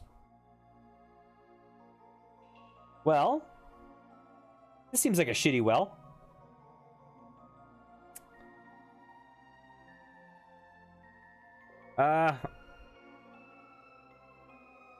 Climbs the rope. Yeah, it's all like, I mean, it's kind of self-explanatory in the sense that I'm streaming this on Twitch. Don't do anything that is going to get me kicked off Twitch. That's kind of the idea.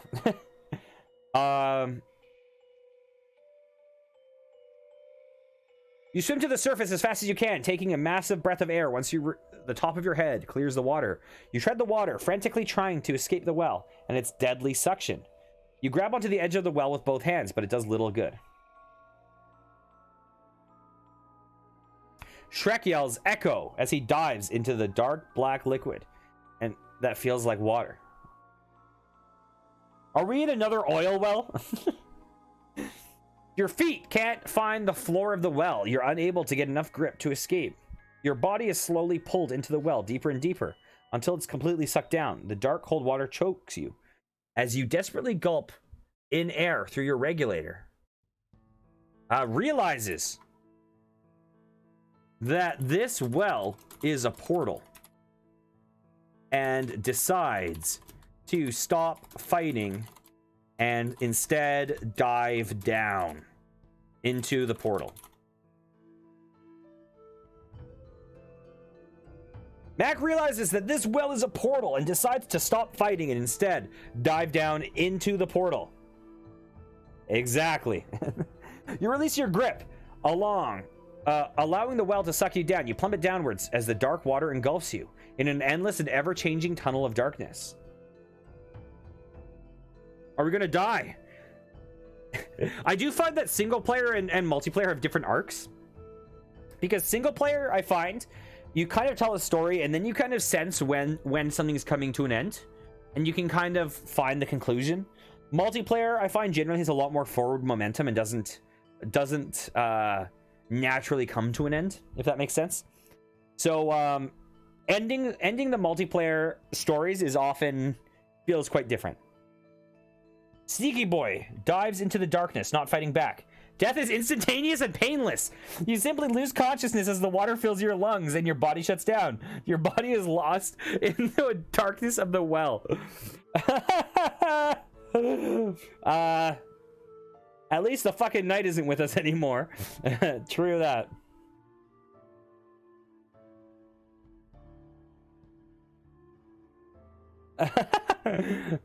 You've reached the credit sequence. Congratulations.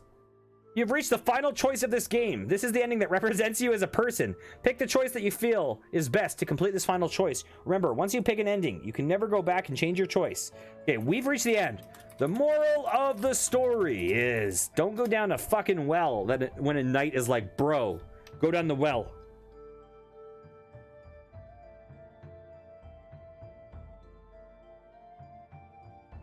Make the right choice. Ending 1, the fairy tale ending. You graduate from the academy with flying colors and are now officially a full-fledged knight of the kingdom.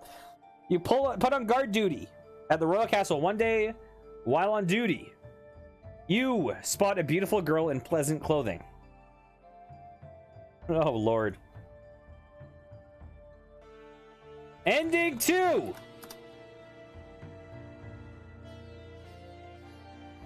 I don't fucking know, Sneaky, but I'm rolling with it. The disappointed ending. I think that's what we got. Oh, you graduate from the academy with mediocre grades and are now officially a squire. You're sent to the far reaches of the kingdom to guard a small bridge that's rarely used. One day while on duty, you see a beautiful girl in peasant clothing, but she doesn't seem to notice you. Ending 69. Hell yeah, it is, Misa.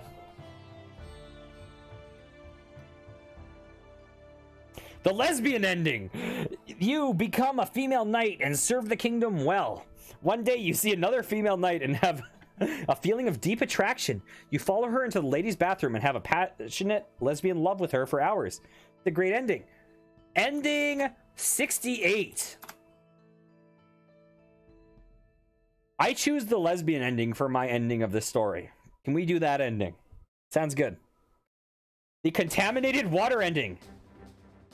You don't graduate from the academy and are kicked out. Oh no, Shrek. Why? No, Shrek. Oh no, Shrek. You don't graduate from the... Okay, I just need to make sure that this is not bad. Oh, Lord. Okay. The contaminated water ending. You don't graduate from the academy and are kicked out from the kingdom because of your poor skills. You become an impoverished bum living in a cardboard box on the street. One day you see a girl in peasant clothing, but she doesn't seem to notice you. What's with this girl? Were we secretly in a dating sim that we didn't know about and this was all the prologue? Shrek says Vor ending. The skills improve greatly over the years and you become a grand knight. One day while on duty, you see a peasant girl in a compromising position with one of the... Oh, Jesus, no. Is the compromising position that one of them is getting eaten whole? Oh, I'm going to do that one, Misa. That's a good idea. I didn't even think about that. What? No! No! No! You become a grand knight and serve the kingdom well one day while on duty at the royal castle. Okay. Ending 666. Why did you put in Vor? No! Don't blame the AI, blame Shrek. The satanic ending. You become the greatest knight that ever lived and single-handedly united the entire world under the kingdom's banner. One day you see the peasant girl. Stop having the peasant girl having horrible relations with people. Ending 6669. Hey, Holy Pope, how's it going? Welcome. The really satanic ending. You become the greatest knight that's ever lived and single-handedly united under a massive global kingdom. Under your wise and benevolent rule. One day... Okay, we are ending this. This AI is hooked on this peasant girl. Wait. How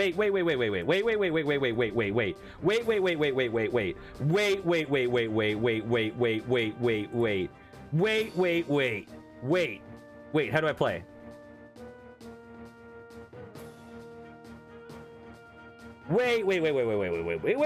Wait. Ending 0?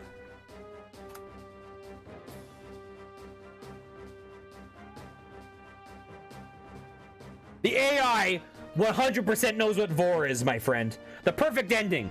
You become the greatest leader that ever lived and single-handedly saved countless realities from certain doom. One day, stop it! And true ending.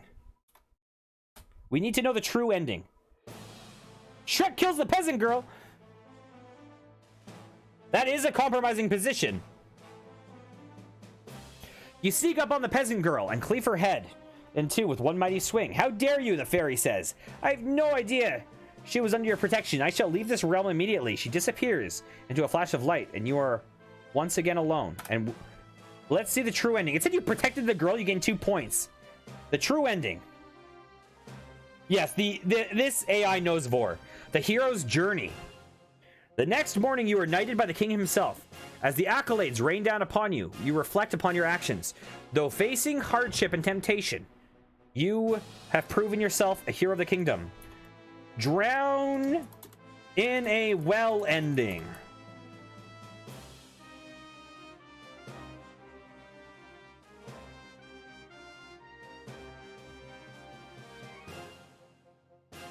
You make your way into the nearby well. Upon leaning over the edge, the bottom drops out underneath you. The teachings of the fairy were a lie. And lastly, Misa life ending.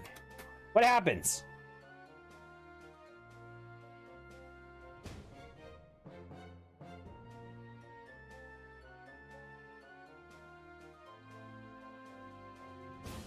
You sit back down on your throne, feel a crushing wave of depression hit you as you realize that the fairy was never your friend. You never leave the room. The fairy blows you a great... Oh, I just gotta say, I didn't see the end of this. I just saw that, and I was like, no, no, no, no, no, no, no. I was like, the fairy blows you a grateful kissing as she drifts away out of the window. Oh, thank God. The bra ending. Okay, I think we're done. I'm gonna read this, but I think we're done. No more endings. Oh my God, I've created a monster, the fairy says. You lean forward and devour her. Oh God, there is Vor. Oh God. You shrug and take a seat on your throne. You wait until the peasants come with their heads of skeptical looks and judgmental glares, claiming that there is work to be done. I'm not seeing anything, the king says from outside the door. I guess you've passed. The next few days are strange. Okay. We're going to do a new game, a multiplayer game. Misa, what type of game do you want to play? And also, who is the other person that is joining us? Yep, Doctor and Misa. You guys will be the two in this game. Yep, you guys are both welcome in the next game. It is going to be you two and myself. Misa, do you have a preference on which setting?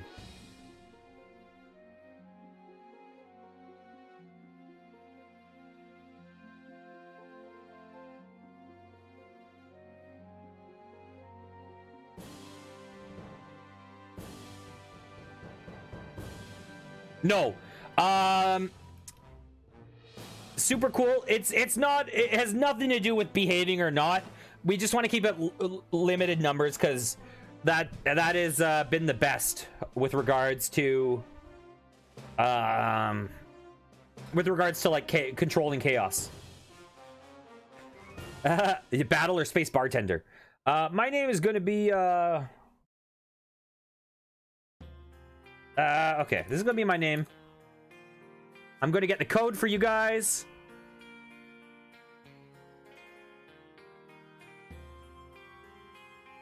Yeah, I know, super cool, but I like to just like spread around the wealth, so to speak.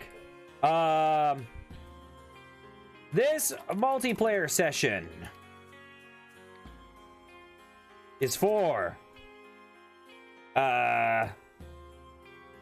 Doctor and Misa only. Yeah, it has this has nothing to do with how well or poorly anyone plays the game. This is all just about giving everyone their turn. You know what I mean? And also not having it being chaotic. Sure thing. I'll you know what? I will too. Let's have a little break. Here, 1 second. We'll be right back.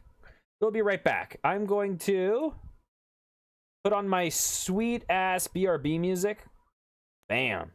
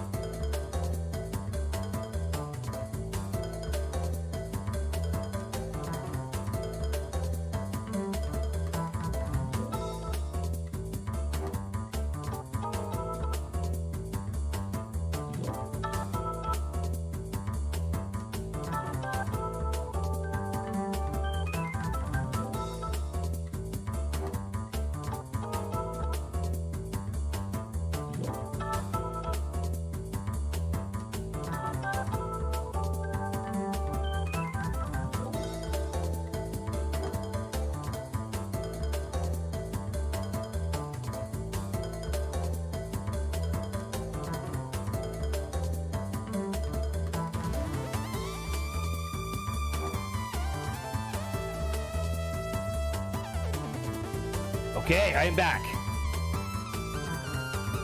So let's see. We have players in the game. Okay, we have 2 of us in the game. Let me just check something real fast. Okay, so we just need Misa in the game, and then we're good to go. Misa, did you see that we posted the link on Discord under multiplayer planning? Here, I'll tag you just to there you go.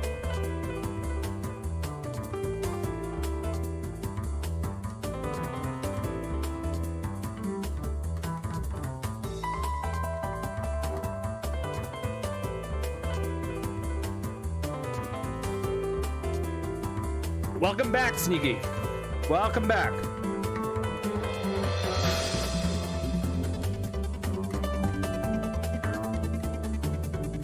Yeah, this is from a game called Gurumin, a Monstrous Adventure by Nihon Falcon. I played it on stream, and yeah, I really liked it. Nihon Falcon is really great with letting you use any of their music as long as you credit them, and they have a whole YouTube channel of all of their songs. Yep, this is a great one. Yeah, I'm trying to use as much Nihon Falcon music as I can now because, yeah, they're freaking just an amazing game company, and it's nice for them to just let anyone use their wonderful music. Okay, let's see.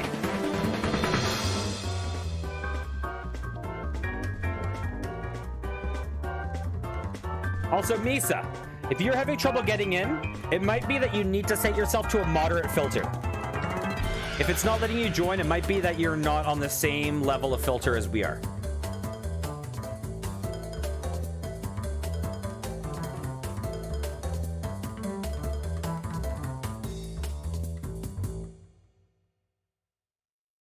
Okay, let me just check real fast.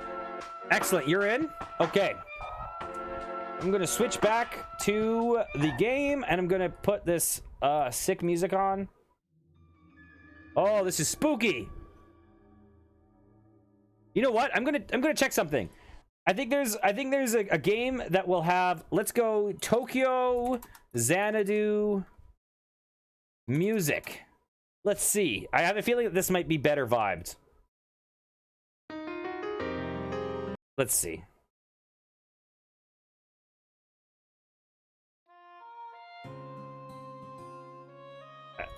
Maybe. Who knows?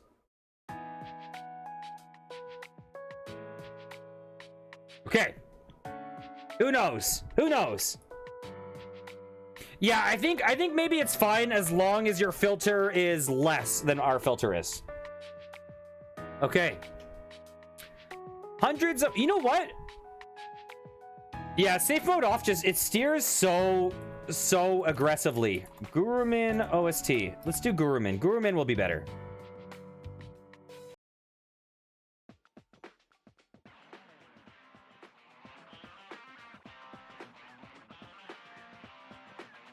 Okay. Hundreds of thousands of cyborg slaves live in the futuristic city of Zale. They are forced to serve various mega corporations and are severely punished if they disobey. They begin their workday salvaging metals in a local junkyard. They look around. Okay, I don't want a song with vocals. I'm sorry. Vocals are too distracting. Okay. This music is terrible. What am I doing? It's good music, but for this. They look around. Okay, I need to start over. I've just gotten so distracted. I've gotten so distracted. We're going to start fresh. Okay, we're going back to the original music. Fuck it. Hundreds of thousands of cyborg slaves live in the futuristic city of Zale. They are forced to serve various megacorporations and are severely punished if they disobey. They begin their workday salvaging metals in the local junkyard. They look around to see a large cyborg with red eyes slowly walking towards them. He stops and stares at you. The other slaves begin yelling at you, both in English and binary coded language. It's similar to binary, but letters have been taken from English, hence why I call it binary coded languages. It's okay. I've tested it I've tested them to know. They all let you do inappropriate stuff. It just safe mode tends to censor words, and moderate tends to steer less into sex than and sex and general degeneracy. Yeah, I don't know, Doctor. We don't even know who we are. Okay.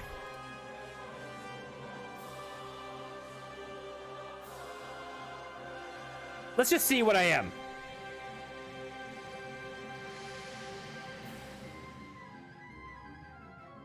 Oh, never mind. Merrick is a bit confused as to why they are angry at him. But you tell him that the slaves seem to have you as their new leader. Okay. You then point to a massive ship in the distance and tell the slaves that when you reach it, they have my permission to eat the captain? We're at Vor already? Why are we at Vor now?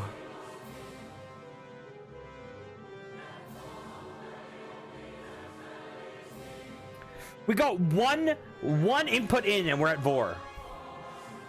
You tell Merrick that they can eat the captain. You then ask Merrick if there are any cyborg slaves in the junkyard, but Merrick shakes his head and says there are only humans. He then says he has no idea why the humans are angry with you. It's because I'm going to save you all from slavery.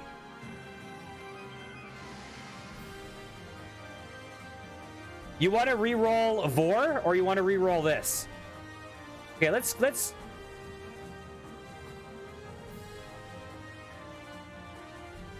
Merrick is a hybrid. His father is a human and his mother is a robot. He has long brown hair and wears glasses. There we go. He helps you translate what the slaves are saying. The red-eyed cyborg says in a deep voice, "What are you doing here?"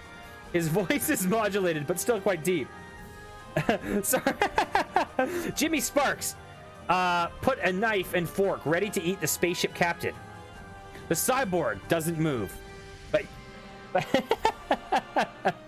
the cyborg doesn't move, and you take the opportunity to eat the captain. You cut open his chest with a knife and pull out what seems to be his heart. There's a strange pattern on it, but it seems edible.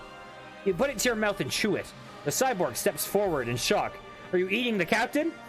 JudgeBot, you ate the captain and gain 5 points. Nice.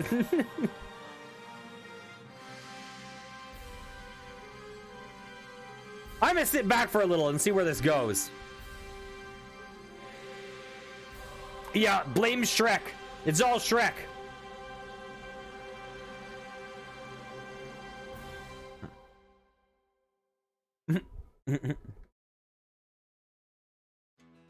PvP? You really want to kill one of us already?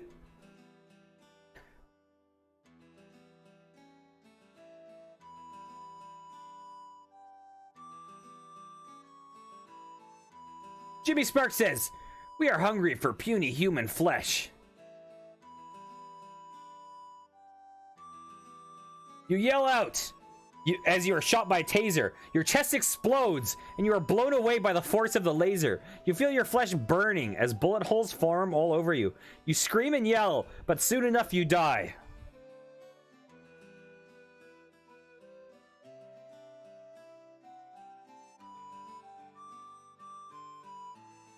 Jesus Christ. Guess Jimmy Sparks is dead. Never knew he was a cannibal. Don't worry, Misa. Don't worry. You are alive and well. It seems that you weren't meant to die just yet. It's interesting to see, but it's always interesting to see the results if you die in different ways. You still have a long way to go for your quest. A lot more tests that need to be carried out. Let's see what happens when you eat the heart of the dragon. Okay, I'm gonna hit the power button, or I'm gonna say hits. It's the power button on the holodeck and complains to Daniel and Jimmy that they always die in the simulation so quickly. Okay, everyone's alive. Merrick hits the power button on the holodeck and complains to Daniel and Jimmy that they always die in the simulation so quickly. You walk to the room with... What? No! It's keeping us... It does not accept the simulation. You walk into the room with the dragon heart, feeling excited for what happens next. You arrive at the door of the dragon, and it's quite a sight. That dragon is large, with scaly black skin and long green reptilian hair. Well, I guess the AI has this in its head. I guess the AI is going in a certain direction. Have you noticed, though? I have had it, I've tried it before and it's worked perfectly, but I've only tried it once.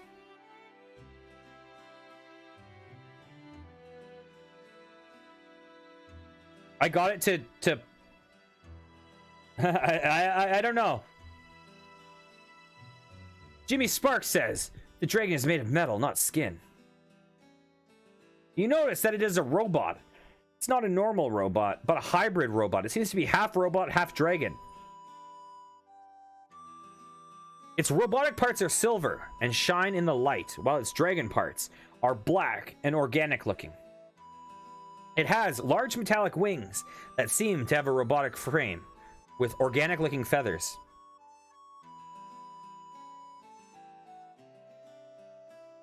Daniel says, imagine the price of all those dragon cybernetics.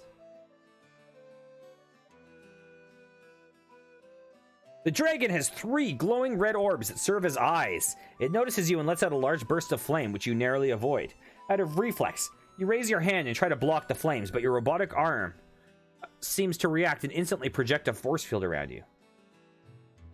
Ask Jimmy why he's been tasked with eating dragon hearts.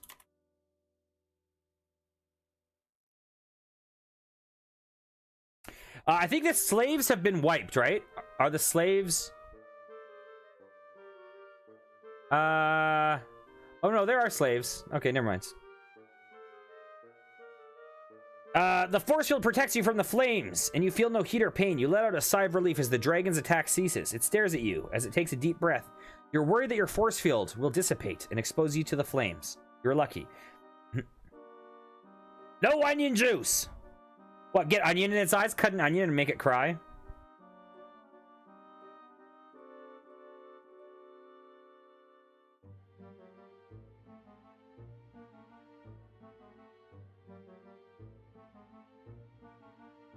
And yeah, I don't know what we are actually at all, Doctor. I have no clue. Jimmy Sparks says, this is not a task. This is a fun little hobby for when I have free time. Okay, so you're just a psychopath. You notice the dragon's eyes blink as it shuts its eyes closed and opens them once again. It seems to be scanning you or understanding you in another way other than sight. The dragon says in a guttural, monstrous voice, "You woke me from my slumber." It pauses as its eyes blink once more.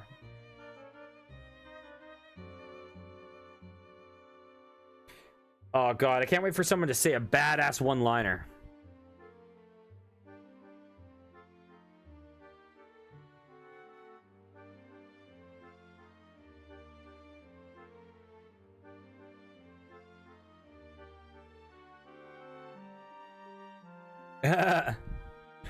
You'll never be a real dragon. Oh yeah, I have done that in stories, Daniel, and when it works, it's pretty funny. Your alarm is set for too early, you say. The dragon roars as if offended by your remark. It flies towards you, preparing to breathe fire once more. You raise your hand once again defensively, but are thrown across the room by the force of its powerful breath. Climbs up the dragon's tail to attack and says the following one-liner. I'm going to write witty one-liner. Jimmy Sparks is an extremely cheesy one-liner. You hit the wall as you are burned by the powerful flames. You yell in pain as the fire begins to engulf your body. You yell as the fire burns through your flesh and organs. You die a quick and somewhat painful death. Jimmy, why does this game want to kill you?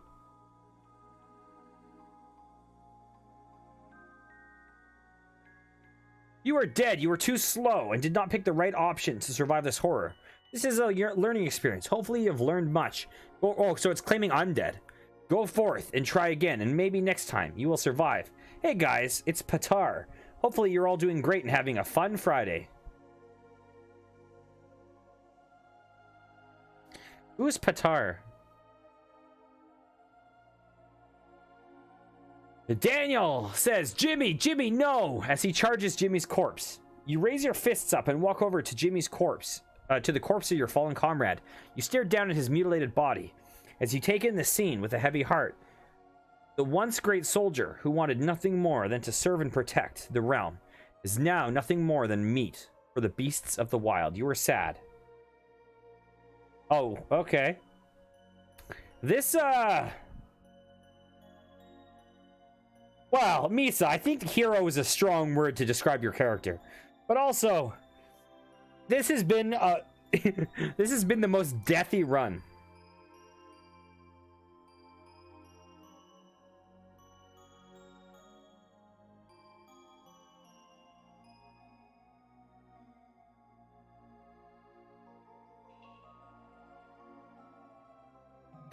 Daniel is a prosthetic expert. Who the fuck is Patar, the god who controls whatever happens in this god-awful simulation? You continue to walk forward into the darkness as an attempt to make your way out of this death simulator. Oh, it makes sense! This is stupid. I'm supposed to have died twice already due to my actions. Maybe this Patar is just a sadist who enjoys seeing people suffer. You think to yourself as you take another step forward.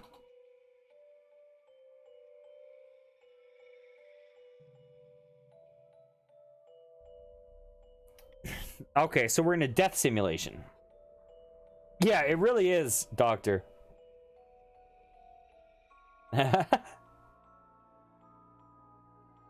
Jimmy Sparks uploads himself into the computer system and plans to enact his revenge on Daniel.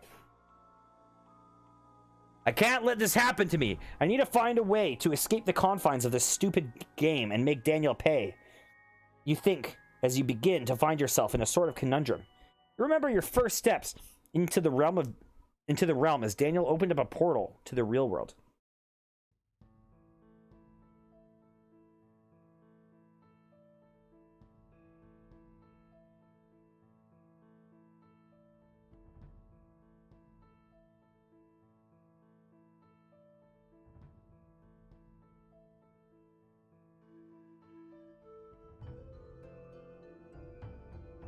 Daniel says, I can't let this happen to me. I need to find a way to escape the confines of this stupid game and make Merrick pay.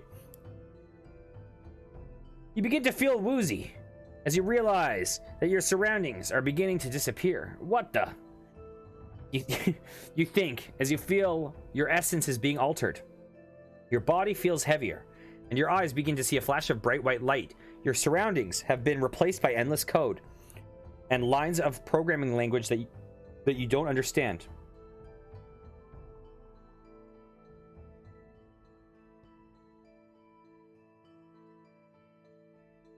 Jimmy Sparks remembers that they are just in the game VR chat and no one can really die. Oh, VR chat.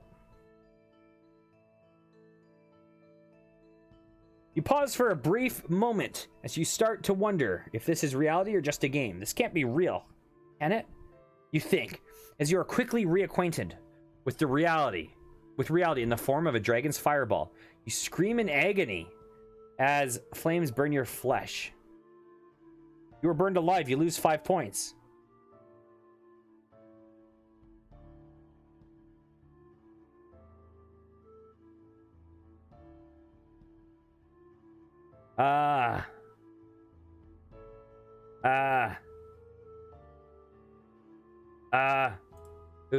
Oops. Ignore that.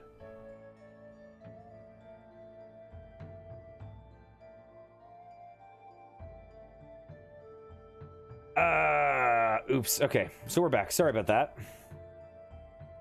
Merrick responds and sees his life counter has dropped by 1. You look up from atop your charred body and are with a confused expression on your face. You have died, but you're also back to life. You see a muscular man adorned in heavy plate with a sword in his hand. He looks down on you. You see the unmistakable face of Patar.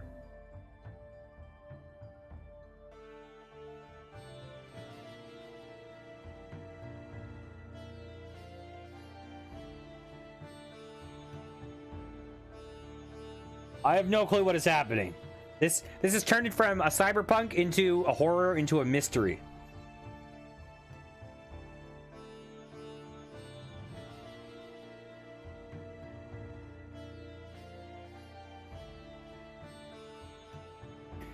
Daniel says, Patar, you're the one locking us in this horror of a death simulation.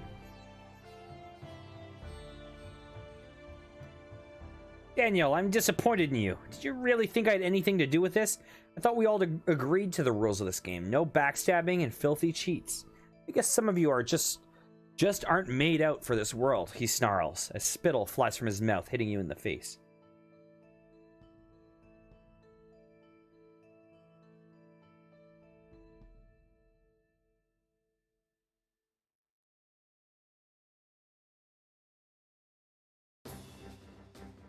Jimmy Sparks says, I've been in this game for so long, I don't even know what's real and what is a death simulation. Shut up, Daniel. You were an accident waiting to happen, and you and your obsession with the olden days. We don't all pine for the past like a lovesick schoolgirl. You shut up, Patar. At least I have something to remember, unlike someone who I can only imagine has a tiny... Enough! Tiny what? Ego?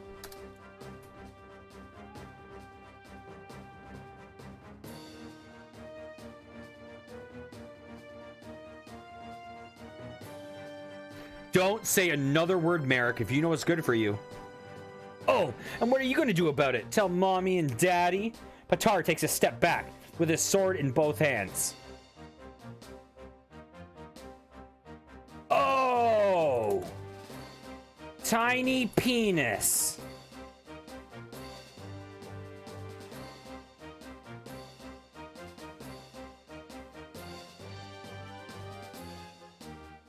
I'll cut your head off and use it as a trophy. Patar begins sprinting towards you, sword raised above his head in both hands.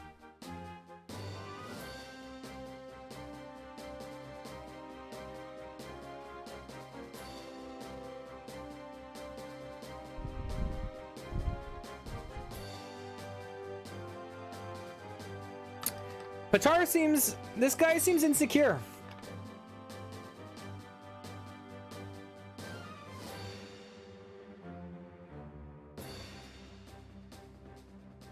Someone quick, hit him in the balls. Daniel stabs Patar in the back before he kills Merrick.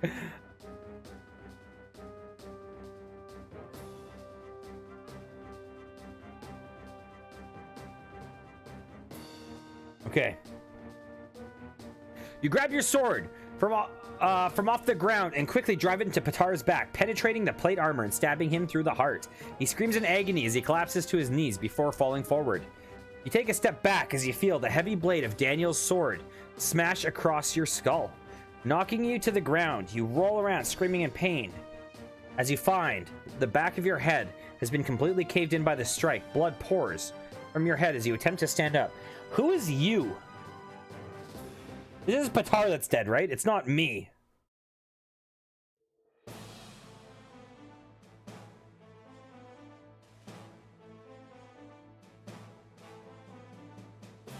I don't know. Who knows? This game was like, you guys are crazy. We need a new main character.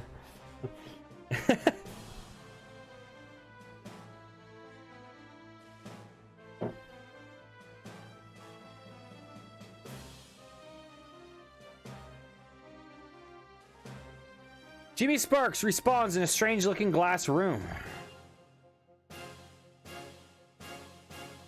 You stand up, stumbling around as you look for your sword. You spot it. You spot it off in the corner of the glass room. You open your inventory and grab it, holding it tightly in your hand. Welcome to the future, a voice says. You turn around quickly, only to find yourself staring at a strange figure.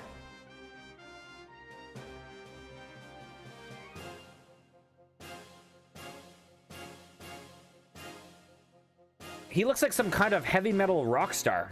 Bright purple hair, black leather pants, and a black leather jacket over a tight-fitting purple t-shirt. And a bright green eyeshadow stands out the most. You feel a strange sensation. You look down and find that your own body is slowly changing. Daniel says, "My brain, it's melting. Wait, that's it." Your skin tightens into a pale white. You're turning bright green and growing down to your waist. Your own eyes turn bright green as well as you look down to find that your hands have been replaced with long, slender purple claws. You feel your teeth changing as a long, narrow, serrated purple fang slides out from underneath your normal teeth.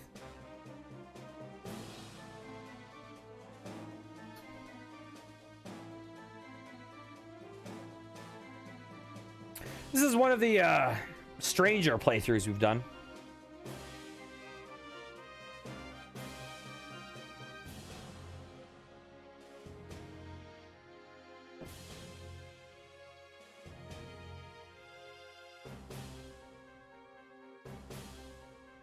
I don't even know if we're friends or enemies or what right now. Jimmy Smarks says, "This game is so cool. The graphics are amazing. Definitely game of the year in my opinion." Your teeth finish changing. As you feel your mouth filled with a taste of blood, you gulp it down, feeling energized by its taste. You turn your head to the side as strange, hypersensitive purple spikes erupt from the side of your head, moving around to your other ear as they twirl upwards and outwards. Touch Daniel's hypersensitive purple spikes. How sensitive are they? I should have written touches. You reach your hand up to touch the side of your head, only to feel a sharp spike stab in your finger, making it bleed. You quickly retract your hand and shake it to ease the pain. "Oh, look, it's feeding time," the strange man says, turning around and walking off. You're fighting. Fighting hurts. You gain 1 point.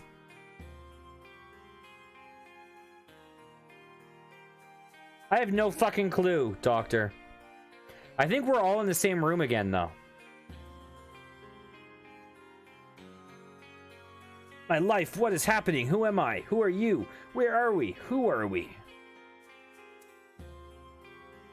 I don't know, I don't know, I don't know, I don't know, I don't know, the strange man says as he walks out of the room. You quickly scan the room for any kind of ideas of where you might be.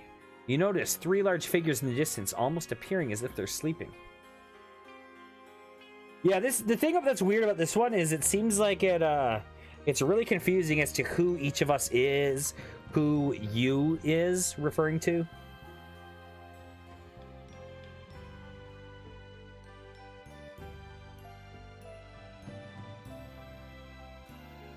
Jimmy Sparks drinks an energy drink to maximize his energy bar. You pop open the can of energy drink, downing its contents as you feel a surge of energy. Your energy bar appears in the corner of your vision. 100 out of 100 displayed... Sorry about that. 100 out of 100 displayed proudly as you feel your maximum energy increase. Your eyes dart to the side, noticing a strange monitor attached to the glass, showing a number of different news channels.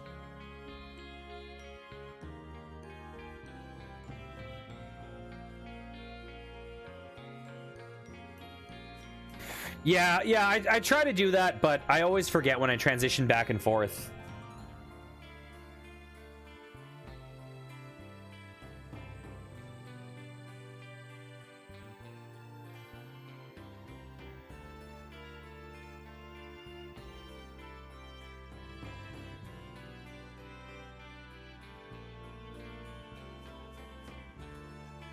Okay.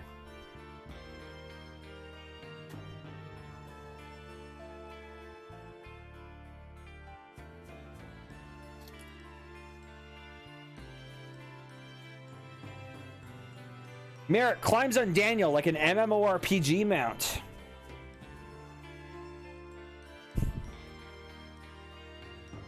You climb on Daniel's back, readying your knife. You make a slashing motion across his neck and open up a gash. Bright purple blood begins pouring out of the wound. Hey, he yells, trying to shake you off. He grabs at his neck before letting out a pained cry and collapsing to the ground. You're mean to Daniel. We're back to 0 points. I didn't mean to kill you. I'm gonna say, oops, Butterfingers. That.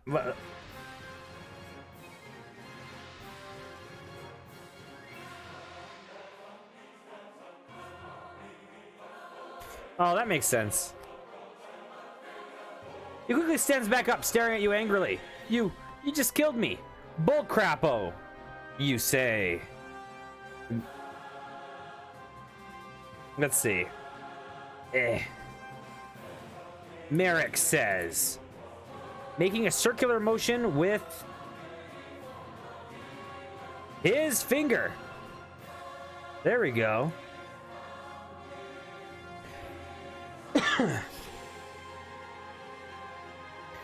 Come on, bring me back to life. You don't know what you're doing. Resuscitate. Jimmy Sparks opens up the quest log and reads his next quest. You open up the quest journal, quickly reading over the instructions for what to do next. So, what's the plan then? Merrick asks, staring at you eagerly. We need to head deeper into the facility. We need to get to the lowest level possible. That seems to be where all these creatures are coming from.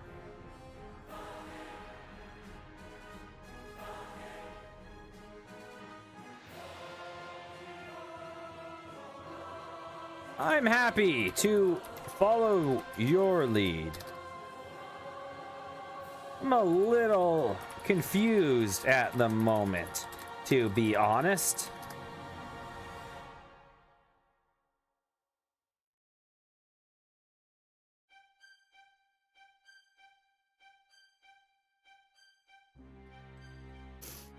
All right then, let's get going then, you say. Just so we're clear, we're going to be keeping an eye on each other the entire time, right? Merrick asks. I'm not sure about you, but there's something about a little off about all this. Fair enough, you admit. Okay, so this is Jimmy.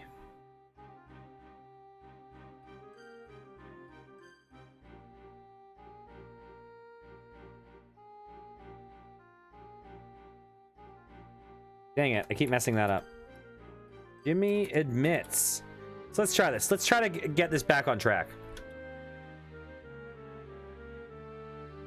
Daniel, the prosthetic expert, enters the fetal position. Well, let's go, Merrick says. It looks like Daniel is a little scared, and I don't blame him. If you want to, you can wait here while I go deal with the situation. No, Merrick says immediately. I'm not going to abandon you here. I guess we're going inside then. Okay. It looks like it's starting to already get it, maybe. Maybe. Although it is dropping pronouns, which might be why it looks like it. Jimmy Sparks says it's a pretty easy game for someone like me. Maybe harder for you two noobs. The three of you continue walking down a long hallway. After a few minutes, you reach a set of stairs. You walk down it, ending up in a hallway that is identical to the one above it. You keep moving, heading deeper into the facility. Soon you hear a laugh ringing out from through the hallways.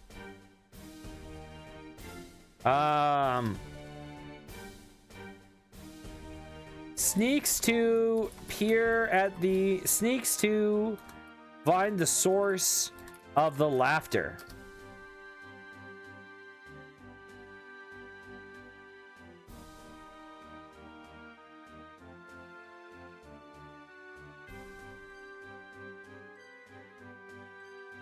You head towards the laughter. Okay, I'm gonna change that. Reaching a room with several doors in it. Okay. Merrick heads towards the laughter. Okay, I think we're good. Merrick heads towards the laughter, reaching a room with several doors in it, the laughter echoing from inside. Come on, pick a door, the voice laughs. No, not that one. That's a closet. Not that one. That's a shower. You don't want to go in there. Trust me. I do want to go in the one room.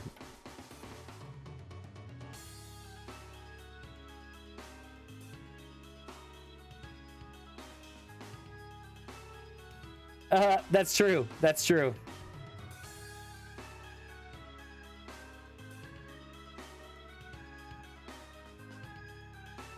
Who is you?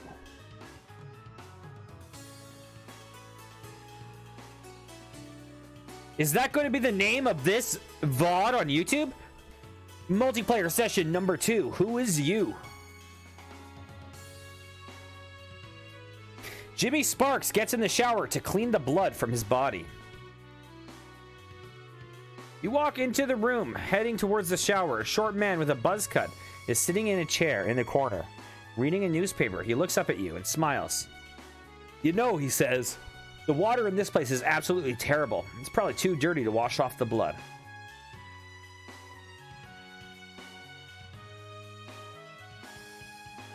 You were nice to the man. Points awarded. You gain 1 point. This story, I've not picked up anything to grasp onto yet. It's like I'm lost. We're in a game where we die a lot. So, what's our goal? Is our goal to try to find out why we're trapped here? Is our goal to escape? What are we trying to do? Or are we just wandering this world?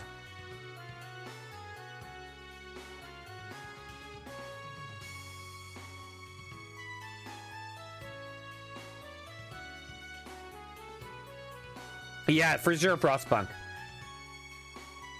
And like it's doing unpredictable things. Like I know we're making unpredictable choices, but also the reactions to the choices are very unpredictable.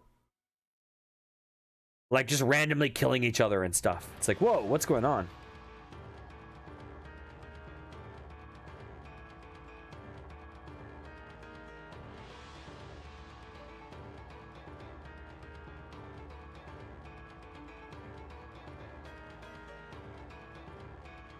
Okay. Approaches the man who was laughing and asks who he is. And asks who he is. Merrick approaches the man who is laughing and asks who he is.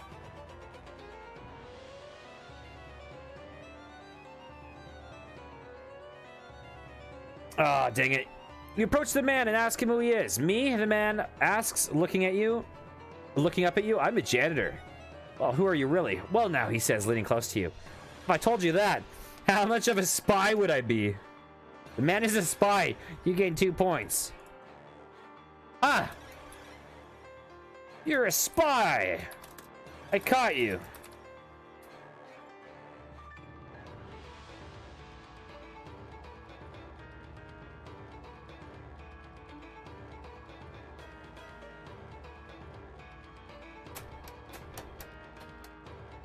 We have ways of making you talk, you say, grabbing your sword. Oh yeah, like what, the man asks. Before you can do anything, the man disappears. You look around before Merrick grabs you from behind and puts a pistol to your head. Its trigger is this. Who is you? I'm gonna erase that. I just had to. I'm the man. Okay, we're gonna undo. Okay, we're good. Its trigger is this. Space Marine shoots the traitor spy with his bolter gun.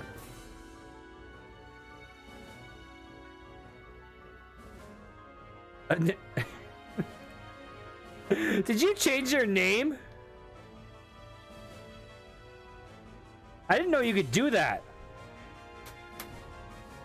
The bolter flies, blowing the top of Merrick's head off. Blood and brains going everywhere. You move quickly, driving your sword into his stomach.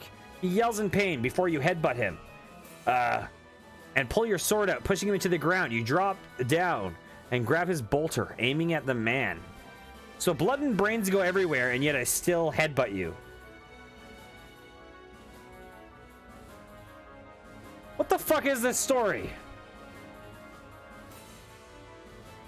Daniel, the prosthetics expert, says, thanks, Space Marine. Nice try! I saw what you did! Thanks, Space Marine. Spy, you say. Yeah, I am, the man admits. Look, this is an important job. I'm the cleaner. We've had lots of trouble with the traitors in this facility. So, we brought in a group to wipe them out for good. The mutants, the traitors, all of them. You changed your name to Space Marine randomly?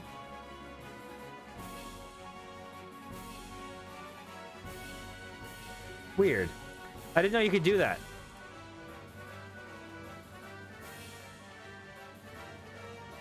Oh, cool.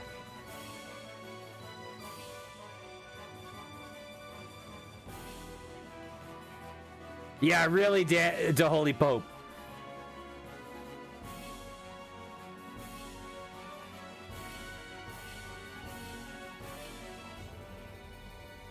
Okay.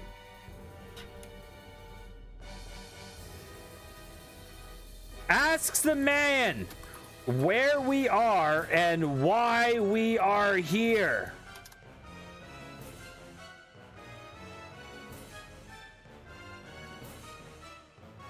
Oh, I said we.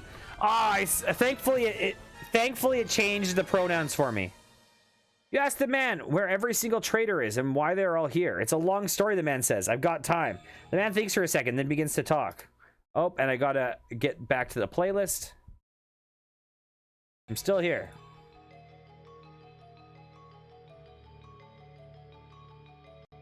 The AI doesn't know what to do. Yeah, neither do I, AI. Neither do I.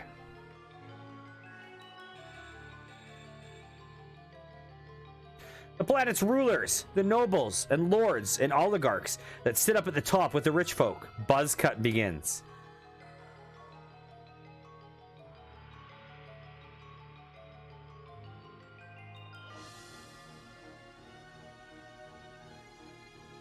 Yeah. Yeah, exactly. Okay, we might be getting something. We might be getting something. We might be getting somewhere.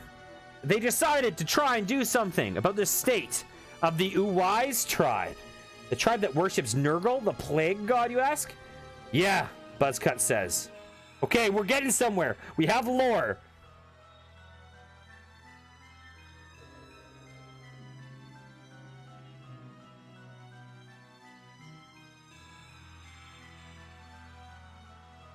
Is Nurgle from 40k? Is that... I'm not familiar with 40k lore. I thought this was just random weirdness. Yeah, Buzzcut says. They're a large tribe with many followers and worshippers. The problem is, they're also permanent squatters on the land of several rich folks. I can see where that would be a problem, you say. The Uwais tribe refused to move as per normal, Buzzcut says.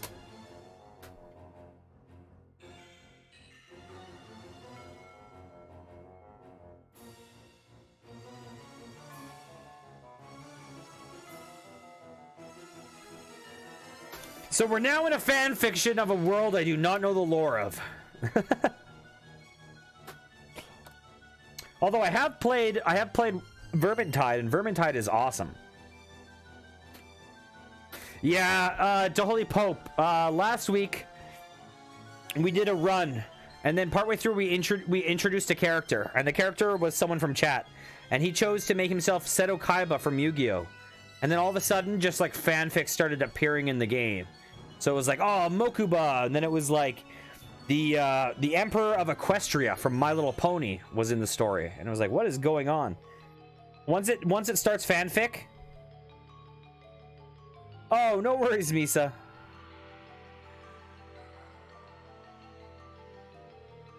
Daniel, the prosthetic expert, says, so have we traveled to the world of 40K? So we're in the world of 40K? Yeah, Buzzcut says, looking at you. You weren't aware? No, you admit.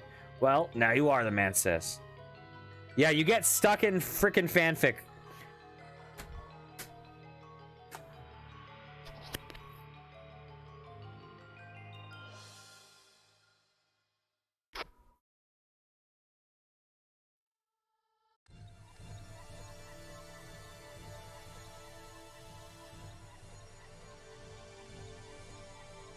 Jimmy Sparks takes out his cheese gun and points it at Buzzcut.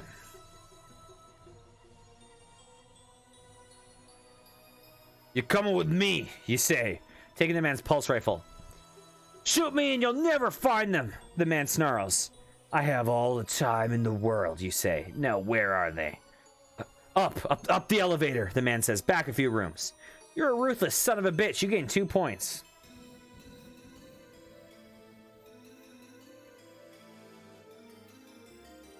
Thank Nurgle for that cheese gun. I knew it would come in handy.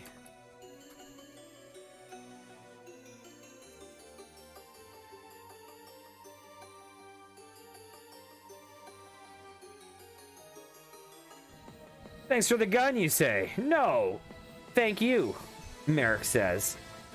I'll be able to find more cheesy traps to protect myself with. You laugh nervously as you quickly escort the man to the elevator. Merrick swears as he steps on another trap, which covers him in even more stinky cheese. Daniel, the prosthetic expert, says, so, since it's 40K, I can begin shouting, that's fucking heretical and stuff. So, you say, I can start saying things are heretical? Well, it's a pretty lax planet, Merrick says. You're allowed to say that the locals are worshipping their gacking gods the right way or something. Hey, Bad Cat, welcome back. How's it going? I'm doing well. How are you? You have walked in on a fucking weird story. And if you dare ask me how to summarize it, I don't know how we begin.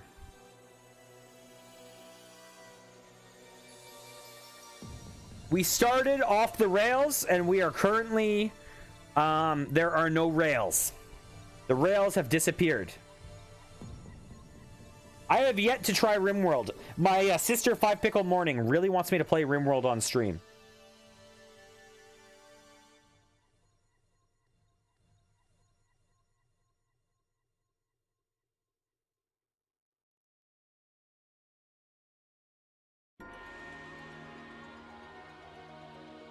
Doing normal? Normal! At least normal is not bad.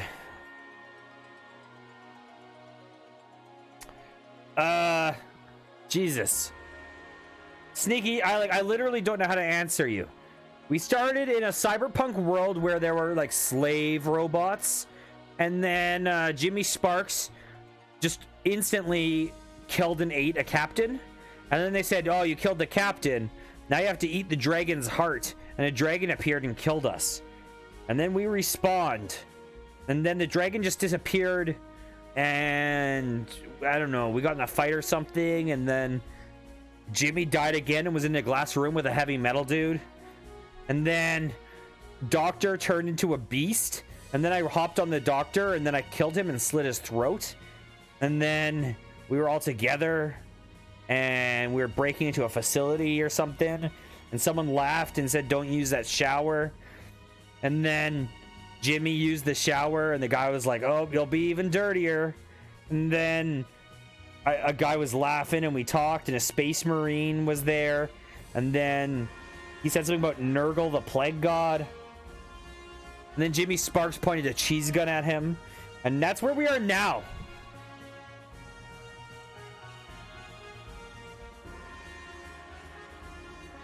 That's true, Bad Cat. That is a good point.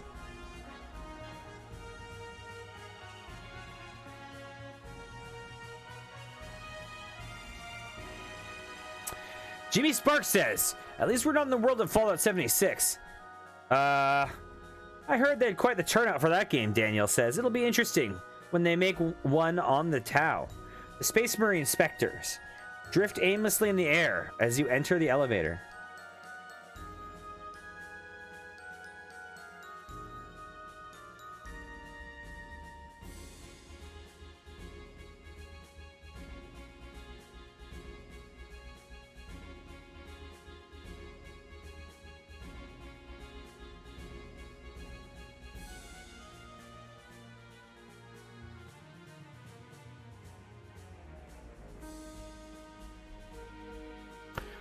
Oh yeah, that's because Jimmy Sparks had to leave the game. It declared them as a, basically they got booted. So it's probably fine. We don't need to kick one. It's fine.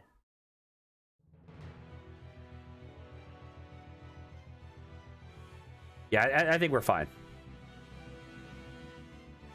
By the way, Bad Cat, I don't remember how when you were last here. But just so you know, I'm gonna post my deets real quick. But we also have a Discord. And the Discord is where we set up our multiplayer games for this. If you ever want to join, we're doing AI Dungeon every Saturday. We're doing it like as a once a week regular thing. Yeah, so just thought I should post that if anyone is interested in joining the multiplayer sessions. Space Marine says, imagine not having 3 lungs and 2 hearts. Imagine not having 3... Oh my gosh. The Space Marine specters begin to writhe around and howl in your general direction as the elevator door shut. Okay, I think you offended them, Merrick says. I thought they were already mad at me, you reply. Jimmy Sparks says, hey, Space Marine, can I join your squad? I really need the money. Hey, Space Marine, you say. Okay, it's repeating. The Space Marine ignores you, but Merrick chuckles. I don't think they can hear you, he says. You press the button for the bunker, and the elevator begins to descend. So, Merrick says. I swear, not all games are this difficult to follow. You don't have a stomach? No, you reply. Where I come from, some people get it removed by the time they're 13. Oh, why? No room in the abdominal cavity, you say. You need all the extra room in there for the more important organs. Daniel says, Space Marine, can I join your squad? I am much more useful. I can fix you up some new bionics. You try to think of something to say. Space Marine, can I join your squad? I am much more useful. I can fix you up with some new bionics. The Space Marine stares at you blankly. We do not need assistance, Fleshbag. Fleshbag? Okay, we've re-rolled. Oh, Fleshbag? Non-Space Marines.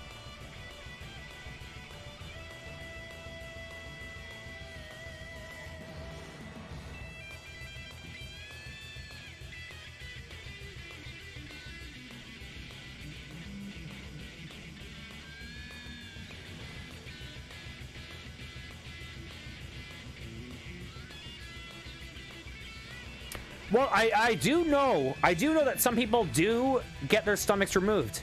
People can survive without stomachs, but they have to change their diet dramatically. It's usually, and they usually need I think they need IVs often and stuff. But certain medical conditions, people do get stomach removed. But yeah, I wouldn't casually get rid of a stomach. Jimmy Sparks says, just because I'm a 14-year-old playing an MMORPG doesn't mean I'm not useful. Space Marine continues to ignore you.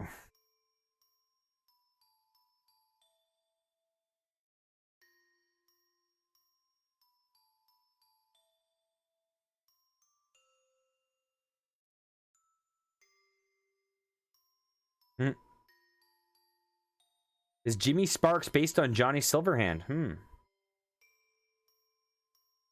Yeah, I've only heard that story once before. I can't remember what the disease was, but it would have been something. I don't think it was Crohn's, but it was something. I don't know.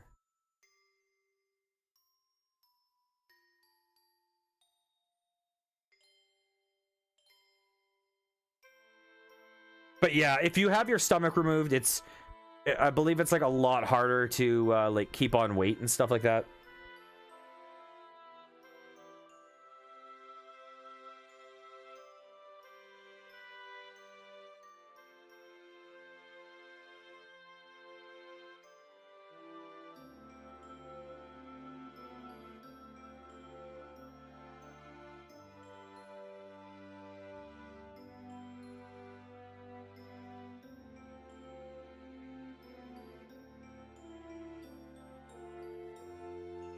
Yeah, that would make sense.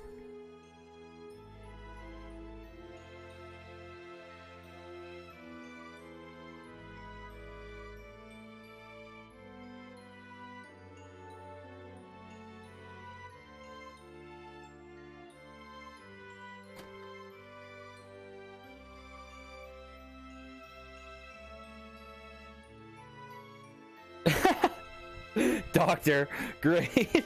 Oh Lord. By the way, guys, just letting you know in advance, so I'm feeling slightly off today, so this is probably going to be my last run of the day. Just, you know, normally I'd do another run, but I'm, you know, today I'm not feeling the greatest, so I don't want to go too long. That's not a hint, wrap it up. That's just a note if there's anyone that's like, oh, I really want to get on another session. Johnny Silverhand says, what? Okay, who the fuck? Okay, we know who it is. What about me? Johnny Silverhand says, the Space Marine stops and looks at you. You wish to join us in our fight against the enemies of the Imperium, you say? Yes, you say. Very well, the Marine says. Well, Jimmy Sparks says, why is the Space Marine so rude? He keeps on ignoring me, like I'm not even here. As you enter the bunker, Merrick looks down on his data pad. Ah, here we are, he says. Looking up, Bunker 13 was where they were holding the Psychers. This is a good place to start. Do we know what we'll encounter, you ask? All reports say the same thing. Chaos Marines. Johnny Silverhand says, wait, hang on, Jimmy. These are Chaos Marines. Yes, Merrick says. We have a report that the Space Marines have turned to the worship of Chaos. They refer to themselves as Lost and Damned. Chaos is a powerful force and taints all it touches, Merrick says.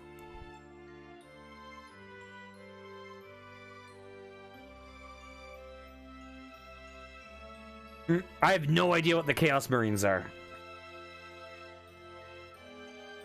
I've heard people say 40k is like really great lore and is really dark, but I know really nothing about it.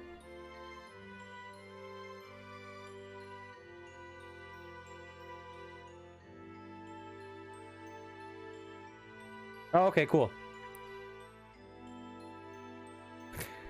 You feel like if they name themselves Chaos Marines, they're basically saying we're the bad guys. Jimmy Sparks reads a report on Bunker 13. It says here that these Space Marines came to the planet after their vessel crash landed. Reading the report. Yes, Merrick says, they're stranded here, no doubt, looking for something to help them leave. By the Emperor, they're powerful and advanced. I forbid you to go alone, brother captain. Oh, really? I have a few of their games. Like, I know I have Space Marine and I have both Vermintides. I would love to play Vermintide on stream. When my friend gets his stream set up, I'll probably get some people to try to do Vermintide because that game is fun. I actually enjoy Vermintide a lot more than I enjoy Left 4 Dead personally.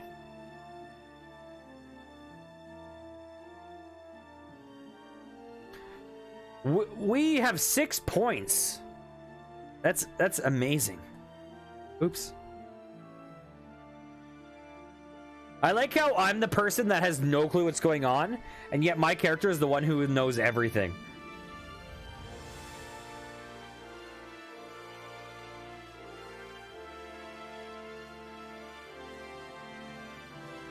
Guys, I have really bad news.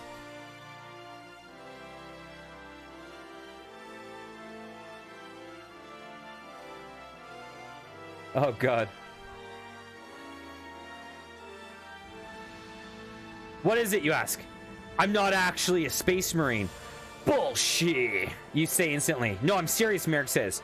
Well, then who the hell are you?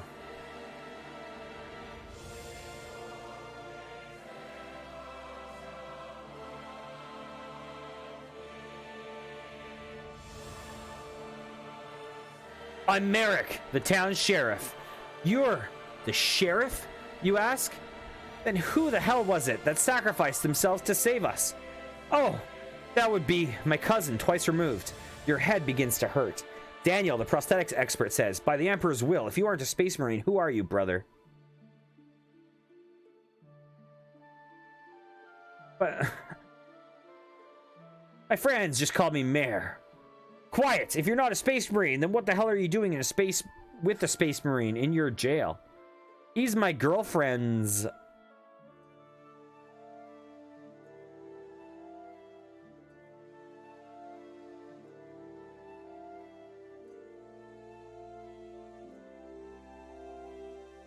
Silence, you shout. He's my girlfriend's. Shut up, you shout again. Hitting him upside the head, Merrick falls to the ground and is silent. Listen, just because I slit your throat once doesn't mean you need to beat on me.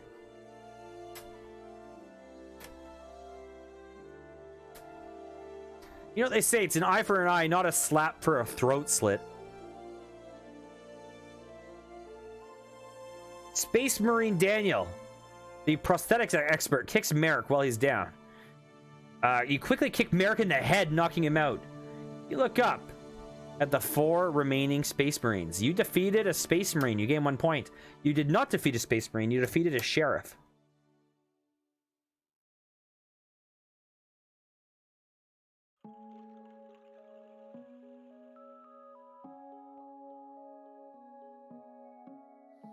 This is perfect music for my character to reminisce on what's going on.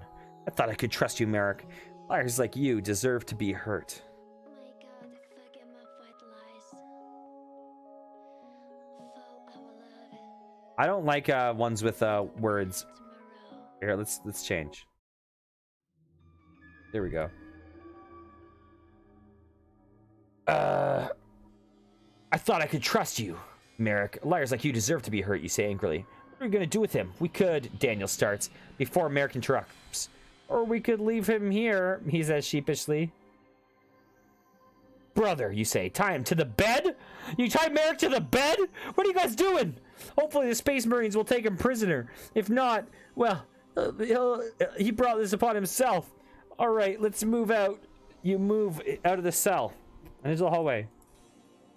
I was just kidding. I am a Space Marine.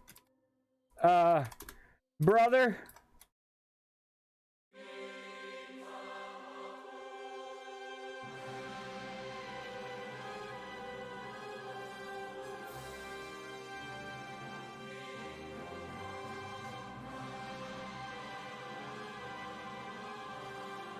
You ignore Merrick's pleas and continue down the hallway.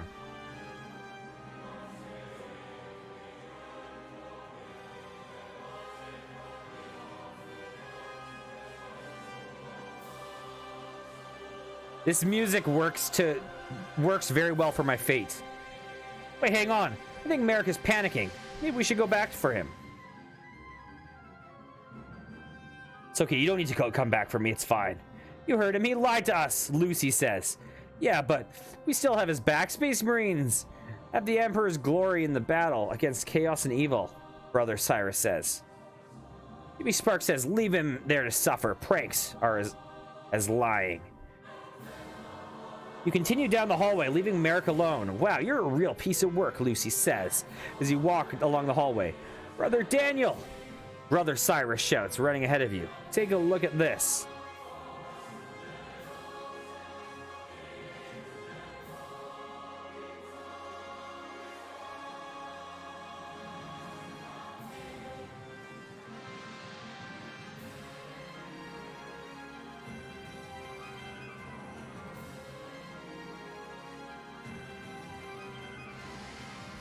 I think your name is perfect.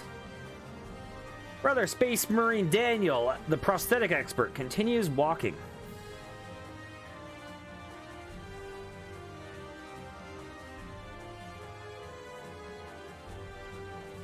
You continue walking, leaving Brother Cyrus behind. Wait, where are you going? Lucy asks. As you walk away from Brother Cyrus, he's probably just found another Merrick, you reply. Yeah, the man that we left there back tied and gagged? Yeah, probably. Okay.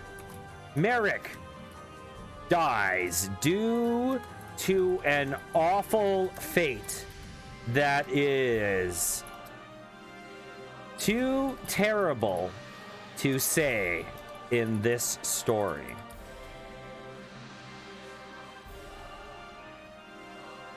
We don't know what happened to him on that bed, but it's too awful for us to say. Wow, Lucy says, that's a bit grim for a children's book. Tell me about it, Brother Cyrus, you shout, finding him in another hallway. Yes, Brother Daniel, he asks. What are you doing now? What are you doing? There's nothing here. I know that, but look.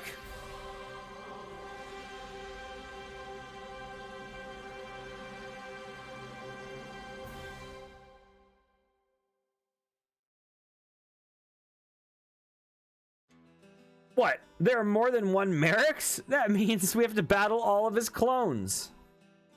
You and Lucy. Look where Brother Merrick is pointing and see a large red button on a wall with a number of decks. With the number of the deck you are on next to it. There's also something written in bold red letters. Say hello to my little friend, you read out loud. What does that even mean? Brother Cyrus asks.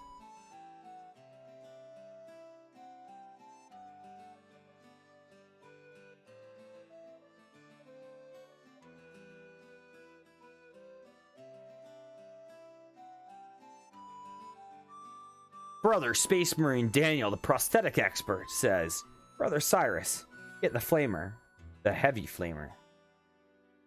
Brother Cyrus, get the flamer, the heavy flamer, you say. Really? Brother Cyrus asks. No, not really. We aren't doing that. You continue walking through the halls, looking for a way out of the ship. Soon you hear a loud explosion. Was that a bomb? Lucy asks. Oh, who could have done the bomb?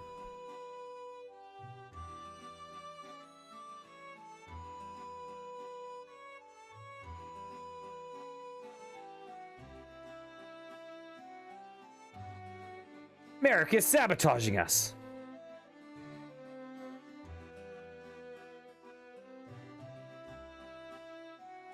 You see a man in a power armor coming towards you.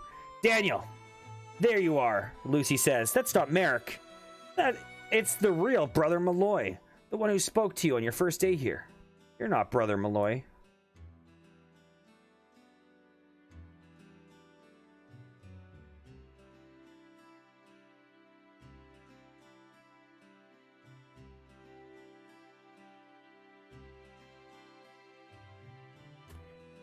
Merrick number 2 successfully detonated his bomb at the Space Marine facility and begins his assault.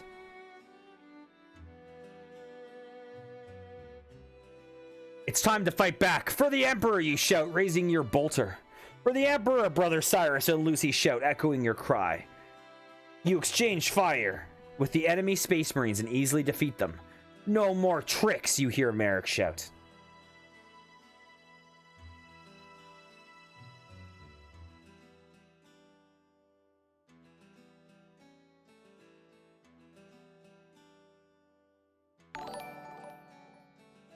Oh, hey, Trolldemort, how's it going?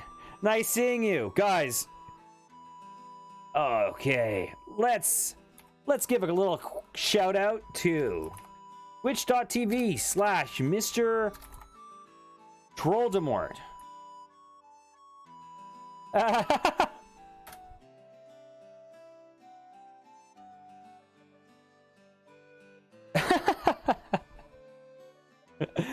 Trolldemort is a streamer on here, obviously. A very entertaining streamer. Does a lot of chess and Danganronpa from what I've seen, and he also hangs out here a lot. And yeah, great guy. Definitely worth a follow. You guys are popping into us doing a multiplayer AI dungeon session. Oh, really? Well, I don't know. It says it got rated. Oh, I guess he did a number 2. Oh, well, that happens. Yes, we're doing a, Oh, okay. It says, has hosted you with 6 viewers. Oh, okay. Yes, this has gone off the rails. This has gone off the rails. But we're doing a multiplayer session. So, no more tricks you hear Merrick shout. Jimmy Sparks says, Brother Malloy has been taken over by, Brother Malloy has been taken over by the original Merrick spirit. You turn and are faced with not one but two Merricks. Brother Cyrus, give me the heavy flamer, you say. What? Brother Cyrus says, nervous about seeing the second Merrick. Give it to me. He hands you the flamer, and you point over at the fake Merrick, firing. In this one, we have the Doctor from Frostpunk, and we have Misa... I don't remember the last name. Misa Life. We did another session just earlier with a super cool dude, and with... Or no, super... Oh my god, why am I blanking on names right now? This is embarrassing. I'm just kidding. This is all a joke. I'm not gonna shout anyone out, though. Oh, of course. Of course. Yeah. Not today, because I'm going to be winding down in the not too distant future, but generally any time.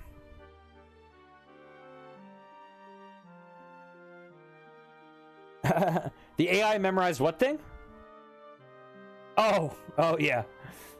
But was the flamer that the AI mentioned in your story a different context than this one? Take care, Trolldemort. Thanks for the host. Hope you had a great stream. Always nice seeing you.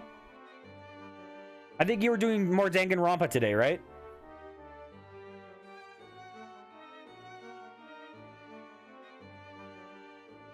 Yes. Yeah, this is chaos. This is chaos today. I'm actually currently Merrick number 2 because they killed the first Merrick. Jimmy Sparks turns on the flamer to max power. You turn on the flamer to max power. The flames engulf Merrick. As he collapses to the ground, you rush over to him, grabbing his bolter. I'll get the tongue, you say, pulling out your combat knife. You grab his tongue and pull a horrible stretching sound emanating, along with screams of pain. You saved Merrick? You get 5 points? What the fuck is this? What the hell?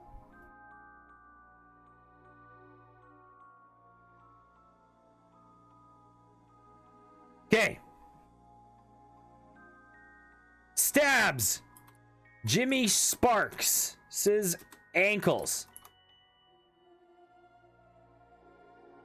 Dang it. You beat me to it.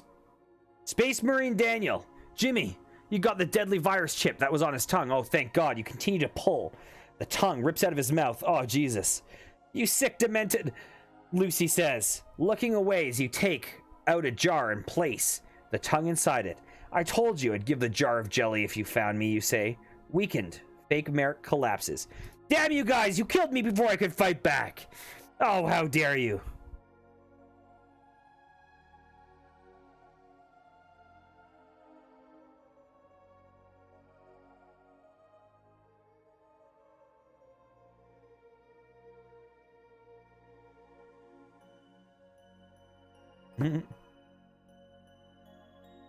Space Marine Daniel is Miracle, right?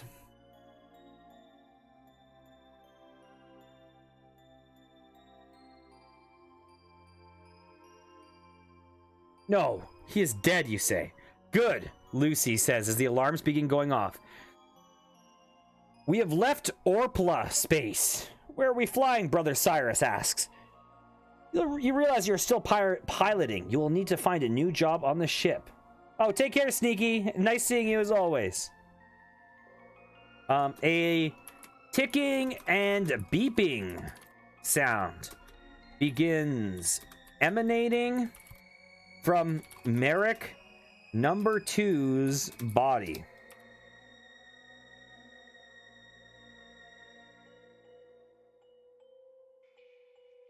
We don't need a number 3. Merrick number 2 is the shit. It's a bomb, you shout, dashing away from him. The bomb explodes, killing the clone and destroying a fair bit of your shuttle. We need to go back to Orpla space, you say. Where the hell are we going to go? Lucy asks.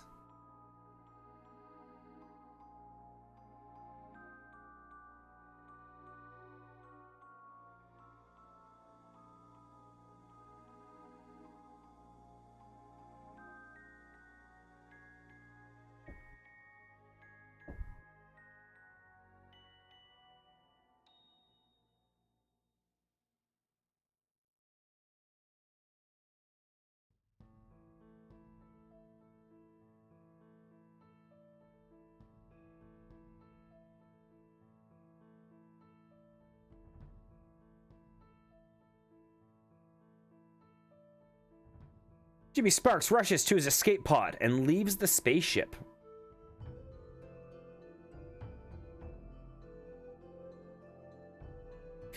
You rush to the escape pod and enter it. Goodbye, friends, you say. Goodbye, Daniel. Lucy says, farewell, brother Daniel. Brother Cyrus says, you enter the pod and pull the lever, sending you out into space. It might be. You were honorable. You gain 5 points.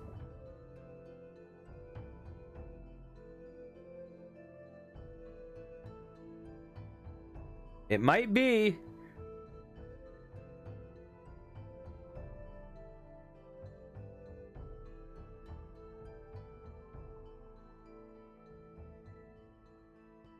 Did we want a moral? Do we want to moralize it?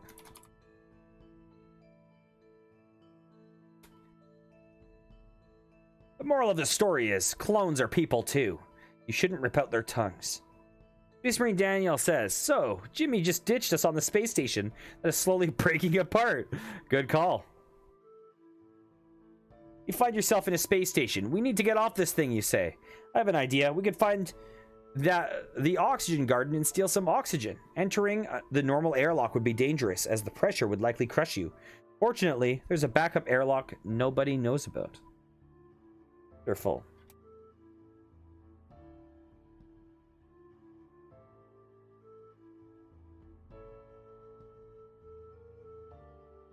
Frostpunk, you get the lead at winding your story to its natural conclusion or unnatural conclusion. I like how this story, like, it started off just like, what the fuck is even happening, and ended up like some crazy shit.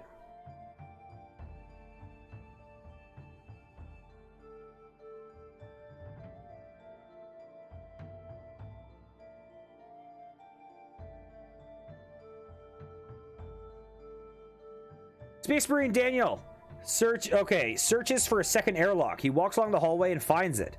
Found it, you say. You enter the code 731 into the keypad. Thankfully, you always had a good memory. The door unlocks and opens. You go inside, followed by Lucy.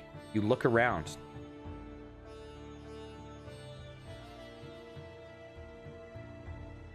You just found the captain's room. You gain 10 points. I like how all the points we're getting are now after the end. Like, we're at the end.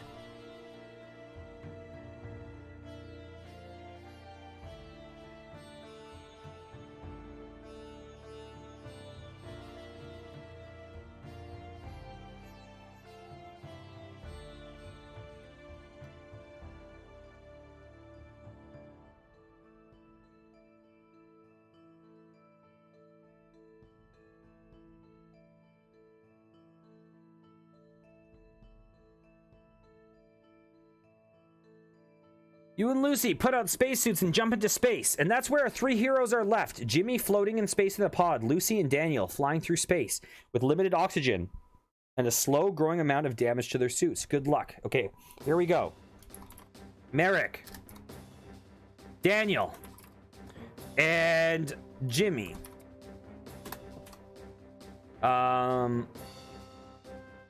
Quit the simulation. Merrick looks at his friends and says, you guys suck.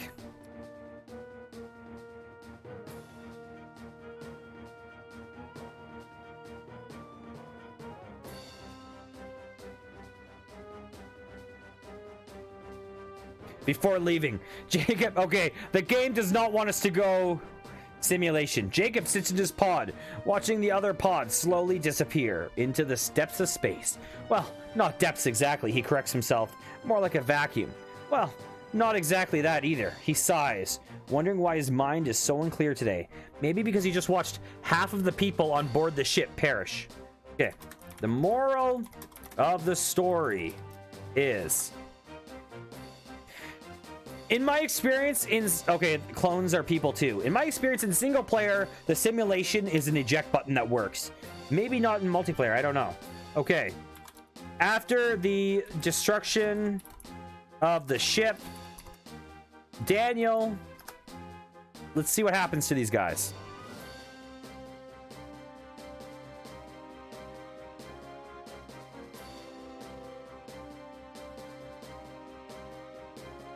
Daniel and Lucy earned a spot at the academy. Now Jacob is training to become a doctor like his father. Roger has been dead for years, but you can still talk to him through an email you sent him before the faithful transition. It's funny how some of the smartest people can be so ignorant. Apparently, after the destruction of the ship, Jimmy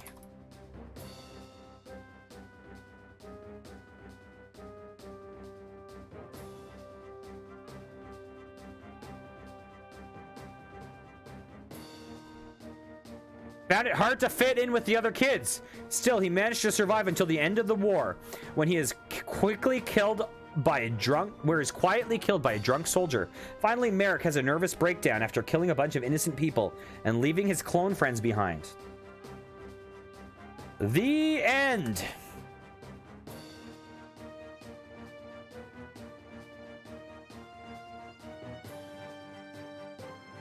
Let's go undo.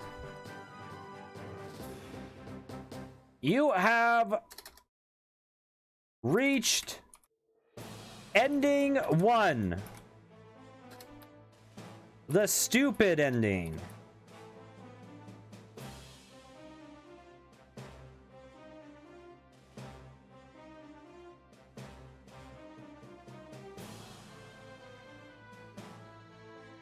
Okay, we'll check what happened to Brother Cyrus. Okay, it's not doing anything. Okay. After the destruction of the ship, Brother Cyrus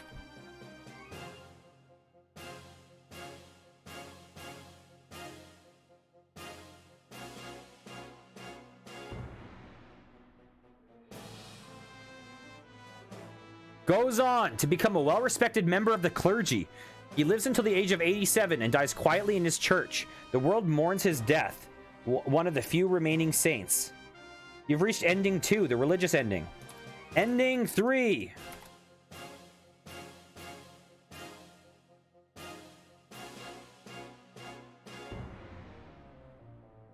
The badass ending is inaccessible due to not having the mind say gene. Ending 69.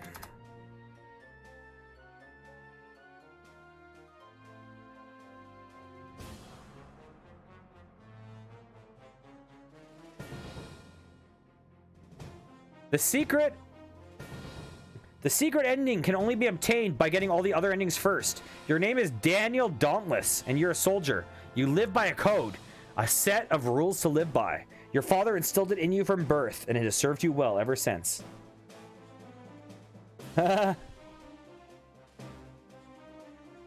Ending 0.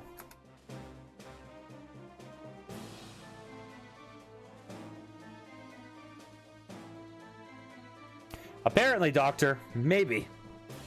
The bad ending for having no code. Ending 4, the neutral ending, you're a soldier and you have a code. Ending 7, you're a soldier, you have the best code. True ending. Sometimes this game, it gets its mind on something. And right now, it's about having a code. You're not just a soldier, you're an Uwai soldier, worshipping Nurgle, the plague god. Okay, here's what we're gonna do. Right now, we are going to pop over to this. Uwais are the tribes, is the tribe of people that worship Nurgle the plague god. It mentioned it once earlier in the story a long time ago. Music time. Yeah, so I'm gonna call it here today. It's a shortish stream. We started really late, but I really appreciate you guys hanging out. It was a lot of fun. If there's any new people here, you can follow me on Twitter to know when I stream and stuff. You can join the Discord if you want to take part in the community or participate in any of these multiplayer AI dungeon sessions, which occur every Saturday. Saturday is AI Dungeon Day. Friday is Spooky Games Day. Tuesday are Terrible Games Day, and every other day is variety streaming. Tomorrow, I will be returning at noon Eastern Time to play some Ys Origin, which I'm looking forward to. Thanks all for hanging out, everyone. I hope you have a great night, a great day, great whatever time it is where you are. So take care, everyone.